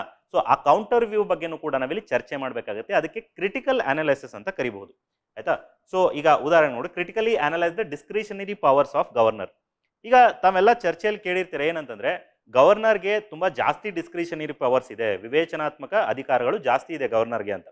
ಒಂದು ಹಂತದಲ್ಲಿ ನೋಡಿದಾಗ ಪ್ರೆಸಿಡೆಂಟ್ಗಿಂತನೂ ಗವರ್ನರ್ಗೆ ಅಧಿಕಾರಗಳು ಹೆಚ್ಚಿಗೆ ಇದಾವೆ, ಇಲ್ಲ ಅಂತ ಹೇಳಲ್ಲ. ಆದ್ರೆ ಈ ವಿವೇಚನಾ ಅಧಿಕಾರಗಳು ಕೂಡ ಸಿಚುವೇಶನರಿ ಆಗಿದಾವೆ ಒಂದ್ ಕಡೆ ನೋಡಿದಾಗ. ಸೊ ಕೆಲವು ಸಿಚುವೇಶನ್ಸ್ ಬಂದಾಗ ಮಾತ್ರ ಅವರಿಗೆ ಈ ವಿವೇಚನಾ ಅಧಿಕಾರಗಳು ದೊರಕುವಂಥದ್ದಿದೆ. ಸೊ ಇದು ಕೂಡ ನಮಗೆ ಗೊತ್ತಿರಬೇಕಾಗುತ್ತೆ. ಸೊ ಕ್ರಿಟಿಕಲಿ ಅನಲೈಸ್ ಅಂತಂದಾಗ ಪ್ರತಿಯೊಂದು ಟರ್ಮ್ಗಳನ್ನು ಪಿಕ್ ಮಾಡಿ ಅದನ್ನ ಅನಲೈಸಿಸ್ ಮಾಡಿ, ಕ್ರಿಟಿಕಲ್ ಅಂತ ಬಂದಾಗ ಅದರ ಕೌಂಟರ್ ವ್ಯೂ ಅನ್ನ ಕೊಡೋದು ಕೂಡ ಅಷ್ಟೇನೆ ಮುಖ್ಯ ಆಗುತ್ತೆ. ಓಕೆ, ನೆಕ್ಸ್ಟ್ ಅದೇ ರೀತಿ ಈಗ ಎಕ್ಸಾಮಿನ್ ಅಥವಾ ಪರೀಕ್ಷಿಸಿ ಅಂತ ಕೊಟ್ಟಿದ್ದಾರೆ. ಸೊ ಎಕ್ಸಾಮಿನ್ ಅಂತಂದ್ರೆ ಏನು? ಎಕ್ಸಾಮಿನ್ ಅಂತಂದ್ರೆ ಒಂದನ್ನೇನಾದ್ರೂ ಇನ್ಸ್ಪೆಕ್ಟ್ ಮಾಡುವಂಥದ್ದು ಅಂತ. So inspect thoroughly in order to determine their nature or condition ಅಂತ ಹೇಳ್ತಾರೆ. ಸೊ ಈಗ ಕೊಟ್ಟಿರ್ತಕ್ಕಂತಹ ಒಂದು ವಿಚಾರ ಅಥವಾ ಕೊಟ್ಟಿರುವಂಥ ಒಂದು ಪ್ರಶ್ನೆ ಎಷ್ಟು ಸರಿ ಇದೆಯಾ ಅಥವಾ ಸರಿ ಇಲ್ವಾ ಅಂತ ವಿಚಾರಿಸ್ಬೇಕು ನೀವು. ಸೊ ಎಕ್ಸಾಮಿನ್ ಮಾಡಬೇಕು ಅದ್ರ ಬಗ್ಗೆ. ಈಗ ಕ್ವಶನ್ ಏನಿದೆ ನೋಡಿ. ಸೊ ಇಲ್ಲಿ ಏನಿದೆ ಕ್ವಶನ್ ಅಂತಂದ್ರೆ, so National Development Council is a super cabinet examine ಅಂತ ಕೇಳಿದಾರೆ ಅವರು. ಸೊ ಇದರಲ್ಲಿ ಏನ್ ಮಾಡ್ಬೇಕು ನಾವು ಅಂತಂದ್ರೆ, ಈಗ ನ್ಯಾಷನಲ್ ಡೆವಲಪ್ಮೆಂಟ್ ಕೌನ್ಸಿಲ್ ಅನ್ನುವಂಥದ್ದು ಸೂಪರ್ ಕ್ಯಾಬಿನೆಟ್ ಹೌದಾ ಅಲ್ವಾ ನೀವು ಎಕ್ಸಾಮಿನ್ ಪರೀಕ್ಷೆ ಮಾಡಬೇಕು. ಸೊ ಪರೀಕ್ಷೆ ಮಾಡ್ಲಿಕ್ಕೆ ಹೇಗೆ ಪರೀಕ್ಷೆ ಮಾಡ್ತೀರಾ? ಸೊ ಈಗ ನ್ಯಾಷನಲ್ ಡೆವಲಪ್ಮೆಂಟ್ ಕೌನ್ಸಿಲ್ ಹೇಗೆ ಕಾರ್ಯವನ್ನು ನಿರ್ವಹಿಸುತ್ತೆ ಅನ್ನೋದು ನಿಮಗೆ ಫಸ್ಟಿಗೆ ಗೊತ್ತಿರಬೇಕಾಗುತ್ತೆ. ಅದ್ರ ಜೊತೆಗೆ ಈ ಸೂಪರ್ ಕ್ಯಾಬಿನೆಟ್ ಅಂದ್ರೇನು, ಕ್ಯಾಬಿನೆಟ್ ಅಥವಾ ಸೂಪರ್ ಕ್ಯಾಬಿನೆಟ್ ಯಾವ ರೀತಿ ಕೆಲಸ ಮಾಡುತ್ತೆ ಅನ್ನೋದು ಕೂಡ ನಿಮ್ಗೆ ಗೊತ್ತಿರಬೇಕು. ಸೊ ಅದು ಎರಡೂ ಗೊತ್ತಿದ್ದಾಗ ಮಾತ್ರ ನೀವೇನು ಮಾಡ್ತೀರಾ, ಸೊ ನ್ಯಾಷನಲ್ ಡೆವಲಪ್ಮೆಂಟ್ ಕೌನ್ಸಿಲ್ಗೆ ಇರತಕ್ಕಂಥ ಅಧಿಕಾರಗಳೇನು, ಅದರ ಪವರ್ಸ್ ಏನು, ಫಂಕ್ಷನ್ಸ್ ಏನು, ಆಮೇಲೆ ಸೂಪರ್ ಕ್ಯಾಬಿನೆಟ್ ಮಾಡುವಂಥ ರೋಲ್ ಏನು, ಅದರ ಫಂಕ್ಷನ್ಸ್ ಏನು, ಅದರ ಪವರ್ಸ್ ಏನು, ಇದೆರಡೂ ಗೊತ್ತಿದ್ದಾಗ ಮಾತ್ರ whether this National Development Council ಇದೇ ರೀತಿ ಕೆಲಸ ಮಾಡುತ್ತಾ ಹಾಗಾದ್ರೆ ಅಂತ ನೀವು ಒಂದು ಎಕ್ಸಾಮಿನೇಷನ್ ಮಾಡೋಕ್ಕೆ ನಿಮಗೆ ಹೆಲ್ಪ್ ಆಗುತ್ತೆ ಅನ್ನೋದು. ಸೊ ಪರೀಕ್ಷೆನ ಮಾಡುವಂಥದ್ದು. ಸೊ ನೆಕ್ಸ್ಟ್ ಎನ್ಯುಮರೇಟ್ ಅಂತ ಕೊಡ್ತಾರೆ ಕೀವರ್ಡ್. ಎನ್ಯುಮರೇಟ್ ಅಂತಂದ್ರೆ to list down the things ಅಂತ. ಸೊ ಒಂದಾದ್ಮೇಲೆ ಒಂದು ಪಾಯಿಂಟ್ಗಳನ್ನು ಏನು ಬರೀತಾ ಹೋಗ್ತೀವಿ ಅದಕ್ಕೆ ನಾವೇನಂತ ಕರಿತೀವಿ, ಎನ್ಯುಮರೇಟ್ ಅಂತ ಕರಿತೀವಿ. ವೆರಿ ಸಿಂಪಲ್ ಥಿಂಗ್, ಆಯ್ತಾ. So enumerate the effect of depreciation of the rupee on India's balance of payment. So India's balance of payment ಏನಿದೆ, ಸೊ ಅದರ ಮೇಲೆ ಭಾರತದಲ್ಲಿ ಈಗೇನು ರೂಪಾಯಿ ಮೌಲ್ಯ ಕುಸಿತ ಆಗುತ್ತೆ, ಸೊ ಆ ರೂಪಾಯಿ ಮೌಲ್ಯ ಕುಸಿತ ಆಗೋದ್ರಿಂದ ಬ್ಯಾಲೆನ್ಸ್ ಆಫ್ ಪೇಮೆಂಟ್ ಮೇಲೆ ಅದು ಹೇಗೆ ಪರಿಣಾಮವನ್ನು ಬೀರುತ್ತೆ ಅಂತ ನೀವು ಲಿಸ್ಟ್ ಮಾಡ್ತಾ ಹೋಗಬೇಕು ಕಾರಣಗಳನ್ನು ಅಂತ. ಸೊ ಅಷ್ಟೇ, ಎನ್ಯುಮರೇಟ್ ಅಂದರೆ to list down the things. Next evaluate ಅಥವಾ ಆಕ್ಸೆಸ್ ಅಂತ ಇದೆ. ಇವ್ಯಾಲ್ಯುವೇಟ್ ಅಥವಾ ಆಕ್ಸೆಸ್ ಅಂತಂದಾಗ ಮೌಲ್ಯಮಾಪನವನ್ನು ಮಾಡುವಂಥದ್ದು ಅಂತ. ಸೊ ಈ ಮೌಲ್ಯಮಾಪನವನ್ನು ಮಾಡಬೇಕಾದ್ರೆ ನಾವು ಹೇಗೆ ಮಾಡ್ತೀವಿ ಅಂತಂದರೆ ಎರಡನ್ನೂ ಕೂಡ ನೋಡ್ತೀವಿ ನಾವು, ಅದರ ಪರ ಅದರ ವಿರೋಧ ಎಲ್ಲವನ್ನೂ ನೋಡಿ ತದನಂತರದಲ್ಲಿ ನಾವು ಒಂದು ಕನ್ಕ್ಲೂಷನ್ಗೆ ಬರ್ತೀವಿ. ಸೊ ಅದಕ್ಕೆ ನಾವೇನಂತ ಕರೆಯೋದು, ಮೌಲ್ಯಮಾಪನ ಅಂತ ಕರೆಯೋದು, evaluation. So weighs pros and cons and come to a conclusion. This is very very important. You have to arrive at a conclusion at the end, ಆಯ್ತಾ. ಸೊ ಎಕ್ಸಾಂಪಲ್ ನೋಡಿ, critically evaluate the problems associated with delegation of authority, suggest guidelines for effective delegation ಅಂತ ಹೇಳಿದರು. So ಎರಡು ಭಾಗ ಇದೆ. ಮೊದಲನೇ ಭಾಗದಲ್ಲಿ ಏನಂತಂದ್ರೆ they are asking you to evaluate. So delegation of authority ಅಂತಂದ್ರೆ ಈಗ ಅಧಿಕಾರದ ಹಸ್ತಾಂತರದ ಬಗ್ಗೆ ಏನು ಮಾತಾಡ್ತೀವಿ ಅದಕ್ಕೆ ಡೆಲಿಗೇಷನ್ ಆಫ್ ಅಥಾರಿಟಿ ಅಂತ ಕರಿತೀವಿ ನಾವು. ಸೊ ಈ ಡೆಲಿಗೇಷನ್ ಆಫ್ ಅಥಾರಿಟಿ ಸರಿನಾ ತಪ್ಪಾ, ಇದು ಇದರಿಂದ ಅಡ್ವಾಂಟೇಜಸ್ ಏನಿದೆ, ಇದರಿಂದ ಡಿಸ್ಅಡ್ವಾಂಟೇಜಸ್ ಏನಿದೆ, ಹಾಗಾದ್ರೆ ಡೆಲಿಗೇಷನ್ ಆಫ್ ಅಥಾರಿಟಿ ಮಾಡಬೇಕಾ ಮಾಡಬಾರ್ದಾ ಅನ್ನುವಂಥದ್ದನ್ನ ನೀವು ಇವ್ಯಾಲ್ಯುಯೇಟ್ ಮಾಡ್ತೀರಾ, ಮೌಲ್ಯಮಾಪನವನ್ನ ಮಾಡ್ತೀರಾ. ಅದಾದ್ಮೇಲೆ ಎರಡನೇ ಭಾಗದಲ್ಲಿ ನಿಮ್ಮ ಗೈಡ್ಲೈನ್ಸ್, ಅದಕ್ಕೆ ಏನು ಗೈಡ್ಲೈನ್ಸ್ ಮಾಡ್ಬೋದು ಅಂತ ನಿಮ್ಗೆ ಸಜೆಷನ್ ಕೇಳಿರುವಂಥದ್ದು. ಸೊ ಇವ್ಯಾಲ್ಯುಯೇಟ್ ಅನ್ನುವಂಥ ಕೀವರ್ಡ್ ಏನಂತ ನಿಮ್ಗೆ ಅರ್ಥ ಆಗಿದೆ ಅಂತ. ಸೊ ನೆಕ್ಸ್ಟ್ ಅದೇ ರೀತಿ ಎಕ್ಸ್ಪ್ಲೇನ್, ಎಲುಸಿಡೇಟ್, ಎಲಾಬರೇಟ್, ಡಿಸ್ಕ್ರೈಬ್ ಈ ರೀತಿಯಾದಂತಹ ಕೀವರ್ಡ್ಗಳು ಬಂದರೆ ಇದೆಲ್ಲದಕ್ಕೂ ಒಂದೇ ಏನಂತಂದರೆ ವಿವರಣೆ ಕೊಡುವಂಥದ್ದು ಅಷ್ಟೇ. ತುಂಬ ಡೈರೆಕ್ಟ್ ಆಗಿ ಇಲ್ಲೇನಂದರೆ ಕೊಟ್ಟಿರ್ತಕ್ಕಂತಹ ಚರ್ಚೆ ಬಗ್ಗೆ ಏನು ತುಂಬ ಕೋರ್ ಡಿಮಾಂಡ್ ಇರುತ್ತೆ, ಕಂಟೆಂಟ್ ಟರ್ಮ್ಸ್ಗಳೇನಿರುತ್ತೆ ಅದನ್ನೇ ನಾನು ಏನು ಮಾಡ್ತಾ ಹೋಗ್ತೀನಿ, ಚರ್ಚೆ ಎಕ್ಸ್ಪ್ಲೇನ್ ಮಾಡ್ತಾ ಹೋಗ್ತೀನಿ, ಅದನ್ನು ಎಕ್ಸ್ಪಾಂಡ್ ಮಾಡ್ತಾ ಹೋಗ್ತೀನಿ. ಸೊ ಅದಕ್ಕೆ ಏನಂತ ಕರಿತೀವಿ ನಾವು, ವಿವರಣೆ. ಅಥವಾ ಎಲ್ಲ ಕೀವರ್ಡ್ಸ್ಗೂ ಸೇಮ್ ಅದೇ ಅರ್ಥವನ್ನೇ ನಾವು ಕೊಡ್ಬೋದು ಇಲ್ಲಿ. ಅಂದರೆ ಈ ರೀತಿಯಾದಂಥ ಪ್ರಶ್ನೆಗಳು ಬಂದಾಗ ನಾವೇನು ಮಾಡ್ಬೇಕಂದ್ರು, we have to address very basic questions like what, why, how, who, where etcetera ಅನ್ನುವಂಥ ಈ ರೀತಿಯಾದಂತಹ ಪ್ರಶ್ನೆಗಳನ್ನು ನಾವು ಅಡ್ರೆಸ್ ಮಾಡ್ತಾ ಹೋದರೆ ಈ ಎಲ್ಲದಕ್ಕೂ ಉತ್ತರ ನಮಗೆ ಸಿಗುತ್ತೆ ಅನ್ನೋದು. ನೆಕ್ಸ್ಟ್ ನೋಡಿ, ಇದಕ್ಕೆ ಕ್ವಶನ್ ಒಂದು ಎಕ್ಸಾಂಪಲ್ ನಾನು ಇಲ್ಲಿ ಕೊಟ್ಟಿದ್ದೀನಿ. So you can read it. Okay, next important keyword ಲಾಸ್ಟ್ಗೆ ಏನಂತಂದರೆ ಜಸ್ಟಿಫೈ ಆರ್ ಸಬ್ಸ್ಟ್ಯಾನ್ಶಿಯೇಟ್ ಅಂತ ಇದೆ. ಸೊ ಜಸ್ಟಿಫೈ ಅಥವಾ ಸಬ್ಸ್ಟ್ಯಾನ್ಶಿಯೇಟ್ ಅಂತಂದಾಗ ನೀವು ಒಂದು ವ್ಯೂವನ್ನು ಸಪೋರ್ಟ್ ಮಾಡಬೇಕೀಗ. ಒಂದು ವ್ಯೂವನ್ನು ನೀವು ಕೊಟ್ಟಾಗ ಆ ವ್ಯೂನ ಸಪೋರ್ಟ್ ಮಾಡಲಿಕ್ಕೆ ಒಂದಿಷ್ಟು ರೀಸನ್ಸ್ಗಳನ್ನು ಕೂಡ ಕೊಡಬೇಕಾಗುತ್ತೆ, ಜಸ್ಟಿಫಿಕೇಶನ್. ಈಗ ಉದಾಹರಣೆಗೆ ನೀವು ಏನೋ ಒಂದು ನಿಮ್ಮ ಮೇಲೆ ಆಪಾದನೆ ಬಂದಿದೆ ಅಂದ್ಕೊಡಿ. ಸೊ ನಿಮ್ಮ ಮೇಲೆ ಆಪಾದನೆ ಬಂದಾಗ ನೀವು ಏನು ಹೇಳ್ತೀರಾ ಅಂತಂದರೆ ನೀವು ಸಮರ್ಥನೆಯನ್ನು ಕೊಡ್ತೀರಾ ಅದಕ್ಕೆ. ಓಕೆ, ಸೊ ಈಗ ಇಲ್ಲ ಸರ್, ನನ್ನ ಮೇಲೆ ಬಂದಿರತಕ್ಕಂಥ ಆಪಾದನೆ ಸರಿ ಇಲ್ಲ. ಯಾಕೆ ಅಂತಂದರೆ ನಾನು ಏನೋ ಒಂದು ಆ್ಯಕ್ಷನನ್ನು ಮಾಡಿದ್ದೀನಿ, ಸೊ ಅದಕ್ಕೆ ಕೆಲವೊಂದಿಷ್ಟು ಕಾರಣಗಳಿದ್ದಾವೆ, ಅದಕ್ಕೆ ಕೆಲವೊಂದಿಷ್ಟು ಸಮರ್ಥನೆಗಳನ್ನು ಕೊಡ್ತಾ ಹೋಗ್ತೀರಾ. ಯಾವ ಸಂದರ್ಭ ಇತ್ತು, ಯಾವ ಸಿಚುವೇಶನ್ ಇತ್ತು, ನೀವು ಯಾಕೆ ಆ ಕೆಲಸ ಮಾಡಿದ್ರಿ ಅಂತ. ಸೊ ಅದೇ ಥರ ಜಸ್ಟಿಫಿಕೇಶನ್ ಅಂತ ಬಂದಾಗ, ಜಸ್ಟಿಫೈ ಆರ್ ಸಬ್ಸ್ಟ್ಯಾನ್ಶಿಯೇಟ್ ಸಮಥಿಂಗ್ ಅಂತ ಬಂದಾಗ you have to give some valid reasons for that ಅಂತ. So why you take a particular stand ಅನ್ನೋದಕ್ಕೆ valid reasons. So mostly support the view, you have to support the view. You can also give the counter view also here. India's economic development in recent years is service sector led, justify ಅಂತ ಹೇಳಿದ್ದಾರೆ. So ಅವ್ರು ಏನು ಕೇಳ್ತಾ ಇದ್ದಾರೆ ಅಂದರೆ ಭಾರತದ ಆರ್ಥಿಕ ಬೆಳವಣಿಗೆ ಏನಿದೆ ಅದು ಸರ್ವಿಸ್ ಸೆಕ್ಟರಿಂದನೇ ಆಗ್ತಾ ಇರುವಂಥದ್ದು. It is service sector led. So justify this. So ಇದನ್ನು ಹೆಂಗೆ ಜಸ್ಟಿಫೈ ಮಾಡ್ತೀರಾ ಅಂದರೆ, ಸೊ ಅದಕ್ಕೆ ತಕ್ಕಂತಹ ಕಾರಣಗಳನ್ನ ಕೊಡ್ತಾ ಹೋಗ್ತೀರಾ. ಸೊ ಯಾಕೆ ಭಾರತದೊಳಗಡೆ ಸರ್ವಿಸ್ ಸೆಕ್ಟರ್ ಅನ್ನೋವಂಥದ್ದು ಜಾಸ್ತಿ ಗ್ರೋತ್ ಆಯಿತು, ಆಯಿತಾ, ಅದಕ್ಕೆ ಏನೇನು ಕಾರಣಗಳಿದ್ದಾವೆ. ಇವತ್ತಿನ ನಾವು GDP ಕಾಂಟ್ರಿಬ್ಯೂಷನನ್ನು ನೋಡಿದಾಗ, primary, secondary and tertiary sector ನೋಡಿದಾಗ ನಮಗೆಲ್ಲ ಗೊತ್ತಿರುವಂಥದ್ದು ಟರ್ಷರಿ ಸೆಕ್ಟರಿಂದ ಹೈಯೆಸ್ಟ್ ಕಾಂಟ್ರಿಬ್ಯೂಷನ್ ಆಗ್ತಾ ಇರುವಂಥದ್ದು. ಸೊ ಆ ಕಾರಣ ಯಾವ್ಯಾವ ಕಾರಣಗಳಿಂದ ಆಯಿತು ಎಕ್ಸೆಟ್ರಾ ಇದ್ರ ಬಗ್ಗೆ ಚರ್ಚೆ ಮಾಡ್ತಾ ಹೋಗುವಂಥದ್ದು. ಸೊ ಇಷ್ಟೆಲ್ಲವೂ ಏನಂತಂದರೆ ಇದ್ರ ಜೊತೆಗೆ ಲಾಸ್ಟ್ ಕೀವರ್ಡ್ಸ್ ಯಾವುದು ಅಂತಂದರೆ what, why, compare, how, contrast, throw light ಅನ್ನೋವಂಥದ್ದು. ಇವೆಲ್ಲ ತುಂಬ ಡೈರೆಕ್ಟ್ ಆಗಿರ್ತಕ್ಕಂಥದ್ದು. ಈಗ ವಾಟ್ ಅಂತ ಕೇಳಿದರೆ ಅದು ಏನು ಅಂತ ಕೇಳ್ತಿದ್ದಾರೆ ಅಷ್ಟೇ. ವೈ ಅಂತಂದಾಗ ಕಾರಣಗಳೇನು ಅಂತ ಕೇಳಿದರೆ ತುಂಬ ಡೈರೆಕ್ಟ್ ಆಗಿರ್ತಕ್ಕಂತಹ ಕೀವರ್ಡ್ಸ್ಗಳು. ಇದು ಆಸ್ ಇಟ್ ಈಸ್ ನಿಮಗೆ ಅರ್ಥ ಆಗುತ್ತೆ ಅಂತ. ಸೊ ಅದಕ್ಕೆ ರಿಲೇಟೆಡ್ ಆಗಿರ್ತಕ್ಕಂಥ ಒಂದಿಷ್ಟು ಪ್ರಶ್ನೆಗಳನ್ನು ಕೂಡ ಕೊಟ್ಟಿದ್ದೀನಿ. ಸೊ ಐ ಹೋಪ್ ಏನಂತಂದರೆ ಈ ಎಲ್ಲ ಕೀವರ್ಡ್ಸ್ಗಳನ್ನು ನೀವು ಅರ್ಥ ಮಾಡ್ಕೊಳ್ಳೋದು ಬಹಳ ಇಂಪಾರ್ಟೆಂಟು. ಯಾಕೆ ಅಂದರೆ ನೀವು ದ ಬಾಡಿ ಆಫ್ ದ ಆನ್ಸರ್ನ ಬಾಡಿ ಏನು ಬರೀತಿರ್ತೀರ, ಮುಖ್ಯ ಭಾಗವನ್ನು ಏನು ಬರೀತಿರ್ತೀರಾ, ಆ ಟೈಮಲ್ಲಿ ಈ ಕೀವರ್ಡ್ಸ್ಗಳ ಒಂದು ಅರ್ಥ ಕಂಪ್ಲೀಟ್ ಆಗಿ ನಿಮ್ಗೆ ಆದರೆ ತುಂಬ ಚೆನ್ನಾಗಿರುವಂತಹ ಎಕ್ಸಾಕ್ಟ್ ಆಗಿರುವಂಥ ಉತ್ತರವನ್ನು ನೀವು ಬರೀತೀರಾ ಅಂತ. ಓಕೆ, ನೆಕ್ಸ್ಟ್ ಹಾಗಾದರೆ ನೆಕ್ಸ್ಟ್ ನೋಡಿ, ಈಗ ಪ್ರಶ್ನೆಯನ್ನು ಹೇಗೆ ಅರ್ಥ ಮಾಡ್ಕೊಳ್ಬೇಕು ಅನ್ನೋದೇನೋ ನಮ್ಗೆ ಗೊತ್ತಾಯಿತು.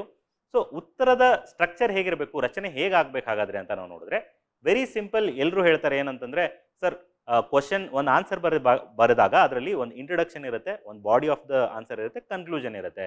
ಸೊ ಹಾಗಾದರೆ ಹೇಗೆ ಬರೀಬೇಕು ಅನ್ನೋದನ್ನು ನಮ್ಗೆ ಗೊತ್ತಿರಬೇಕು. ಸೊ ಇಂಟ್ರಡಕ್ಷನ್ ಅಂದ್ರೇನು, ಬಾಡಿ ಅಂದ್ರೇನು, ಆ್ಯಂಡ್ ಕನ್ಕ್ಲೂಷನ್ ಅಂದ್ರೇನು, ಎಷ್ಟೆಷ್ಟು ಬರೀಬೇಕು, ಹೇಗೆ ಬರೀಬೇಕು. ಸೊ ಒಂದು ಉತ್ತರದಲ್ಲಿ ಎಷ್ಟು ಪದಗಳು, ಈಗ ನಮಗೆ 10 ಮಾರ್ಕ್ಸ್ ಅಂತಂದರೆ 150 ಪದಗಳನ್ನು ಮೀರದಂತೆ ಬರೀರಿ ಅಂತ ಹೇಳ್ತಾರೆ. ಅದೇ ರೀತಿ 15 ಮಾರ್ಕ್ಸ್ಗೆ ಕೇಳಿದಾಗ 250 ಪದಗಳನ್ನು ಮೀರದಂತೆ ಬರೀರಿ ಅಂತ ಹೇಳ್ತಾರೆ. ಸೊ ಜನರಲ್ ಒಂದು ಐಡಿಯಾ ಏನಂತಂದರೆ, ಸೊ 80% ಏನಿದೆ, ನಮ್ಮ 80% ಆಫ್ ದ ವರ್ಡ್ ಲಿಮಿಟ್ ಅಥವಾ ಉತ್ತರದ 80% ಏನಿರಬೇಕು, that should be the main body of the essay ಅಂತ.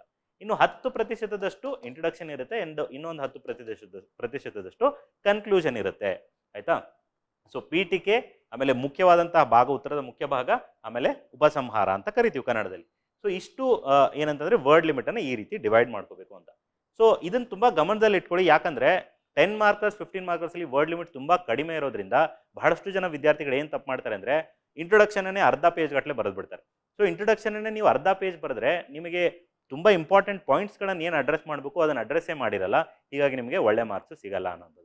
So please keep in mind, you should not go beyond 10% ಅನ್ನೋ ಥರ ಪ್ರಾಕ್ಟೀಸ್ ಮಾಡೋಕ್ಕೆ ಪ್ರಯತ್ನ ಮಾಡಿ. ಓಕೆ, ಹಾಗಾದರೆ ಸೊ ಇಂಟ್ರೊಡಕ್ಷನನ್ನು ಹೇಗೆ ಬರೆಯೋದು, ಯಾವ್ಯಾವ ವಿಧ ಇದೆ ಅಂತ. ಇಂಟ್ರೊಡಕ್ಷನ್ ಅಂತಂದಾಗ ತುಂಬ ಜನ ಏನಂತಂದರೆ, ಇಲ್ಲಿ ಇಂಟ್ರೊಡಕ್ಷನ್ ಹೇಗೆ ಬರೀಬೇಕು ಅನ್ನೋದೇ ಒಂದು ದೊಡ್ಡ ಸವಾಲು ಅನ್ನೋ ಥರ ನೋಡ್ತೀರಾ. ಸೊ ಸಿಂಪಲ್ ಆಗಿ ನೆನ್ಪಿಟ್ಕೊಳ್ಳಿ, ಇಂಟ್ರೊಡಕ್ಷನ್ ಯಾಕೆ ಅಷ್ಟು ಇಂಪಾರ್ಟೆನ್ಸ್ ಕೊಡಬೇಕಾಗುತ್ತೆ ನಾವು, ಅಥವಾ ಇಂಟ್ರೊಡಕ್ಷನ್ಗೆ ಯಾಕೆ ಇಂಪಾರ್ಟೆನ್ಸ್ ಇದೆ ಅಂತಂದರೆ, ಇಲ್ಲಿ ನಿಮ್ಮ ಒಂದು ಇನೋವೇಟಿವ್ ಐಡಿಯಾಸ್ಗಳನ್ನು ನೀವಿಲ್ಲಿ ಪ್ರೆಸೆಂಟ್ ಮಾಡ್ಬೋದು. ಆಯಿತಾ?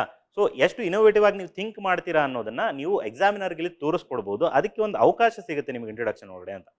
ಸೊ ಇಂಟ್ರೊಡಕ್ಷನ್ ಬಗ್ಗೆ ನನಗೇನು ಹೊಳಿತಾನೇ ಇಲ್ಲ, ಏನು ಬರಿಬೇಕಂತ ಗೊತ್ತಾಗ್ತಾನೆ ಇಲ್ಲ ಅಂತ don't waste your times. Like ಇವಾಗ ನಾನು 2-3 ನಿಮಿಷ ಯೋಚನೆ ಮಾಡಿದೆ ತುಂಬ ಡಿಫ್ರೆಂಟಾಗಿ ಇಂಟ್ರೊಡಕ್ಷನ್ ಬರೀಬೇಕು ಅಂತ, ಏನು ಅಂತ ಹೊಳಿಲೇನೇ ಇಲ್ಲ. ಸೊ ನೀವು 2-3 ನಿಮಿಷ ವೇಸ್ಟ್ ಮಾಡಿದ್ರೆ your 2 answers are gone, 1 or 2 answers are gone. ನೀವು ಆ ಉತ್ತರಕ್ಕೆ ಒಂದು ಪ್ರಶ್ನೆಗೆ ಉತ್ತರನ ಬರೆಯುವಂಥ ಅವಕಾಶನ ಕಳ್ಕೊಂಡ್ರಿ ಅಲ್ಲಿಗೆ ಅಂತ. ಸೊ ಯೋಚನೆ ಮಾಡಿ, ನಿಮ್ಗೇನಾದರೂ ಐಡಿಯಾ ಬಂತು ಇನೋವೇಟಿವ್ ಆಗಿ ಅಂತಂದರೆ ಯು ರೈಟ್ ಇಟ್, ಇಲ್ಲ ಅಂತಂದರೆ ತುಂಬ ಸಿಂಪಲ್ ಆಗಿ ಇಂಟ್ರೊಡಕ್ಷನ್ ಬರೆದ್ಬಿಟ್ಟು you should directly write the body of the answer ಅಂತ. ಸೊ ಇಂಟ್ರೊಡಕ್ಷನ್ ಬರೆಯೋಕ್ಕೆ ಬೇರೆ ಬೇರೆ ವಿಧ ಏನಿದೆ ಹಾಗಾದರೆ. ಇನೋವೇಟಿವ್ ಆಗಿ ಬರೀಬೇಕಂತಂದರೆ ಇಲ್ಲಿ ಇಂಟ್ರೊಡಕ್ಷನ್ ಬರೆಯುವಂಥ ಉದ್ದೇಶ ಏನು ಅಂದರೆ, to catch the readers attention ಅಂತ. ಸೊ ನಿಮ್ಮ ಉತ್ತರ ಪತ್ರಿಕೆಯನ್ನು ಯಾರು ಮೌಲ್ಯಮಾಪನ ಮಾಡ್ತಿರ್ತಾರೆ ಅವರ ಅಟೆನ್ಷನನ್ನು ಗ್ರ್ಯಾಬ್ ಮಾಡ್ಬೇಕು ನೀವು. ಸೊ ಅಟೆನ್ಷನ್ ಗ್ರ್ಯಾಬಿಂಗ್ ಎಲಿಮೆಂಟ್ಸ್ ಯಾವುದು ಹಾಗಾದರೆ, ಯಾವುದು ಅಂತಂದರೆ ಒಂದು ಕೋಟ್ ಆಗಿರ್ಬೋದು. ಇವಾಗ ನಾವು ಕೋಟ್ ಕೇಳಿದಾಗ ಯಾವುದ್ರ ಬಗ್ಗೆನೋ, so it will grab our attention ಅಲ್ವಾ. ಅದೇ ರೀತಿ ನೀವೊಂದು ಡೇಟಾ ಏನೋ ಶಾಕಿಂಗ್ ಫ್ಯಾಕ್ಟ್ ಕೇಳಿದ್ರಿ ಅನ್ಕೊಡಿ, ಒಂದು ಯಾವುದೋ ವಿಷಯದ ಬಗ್ಗೆ ಒಂದು ತುಂಬ ಶಾಕಿಂಗ್ ಫ್ಯಾಕ್ಟ್ ಕೇಳಿದಾಗ that will grab your attention. So ಈ ರೀತಿ ಕೆಲವೊಂದಿಷ್ಟು ಐಡಿಯಾಗಳನ್ನು ಬಳಕೆ ಮಾಡ್ಕೊಂಡು ನಾವು ಇಂಟ್ರೊಡಕ್ಷನ್ನ ಬರೀತೀವಿ. ಯಾವ್ದ್ಯಾವುದು ಅಂತಂದರೆ, ಒಂದು data or facts. So shocking or important data ಅಥವಾ ಫ್ಯಾಕ್ಟ್ಗಳ ಬಗ್ಗೆ ನಾವು ಬರೋದು, ಅದರಿಂದ ಕೂಡ ನಾವು ಇಂಟ್ರೊಡಕ್ಷನ್ನ ಬರೀಬೋದು. ಎರಡನೇದು Y it was in news. So ಈಗ ಬಹಳಷ್ಟು ಪ್ರಶ್ನೆಗಳನ್ನು ಏನು ಕೇಳಿರ್ತಾರೆ ಮೇನ್ಸಲ್ಲಿ, ಅದು ಕಳೆದ 1-1.5 ವರ್ಷದಲ್ಲಿ ತುಂಬ ನ್ಯೂಸಲ್ಲಿ ಇರ್ತಕ್ಕಂತಹ ವಿಷಯವನ್ನು ಕೇಳಿರ್ತಾರೆ.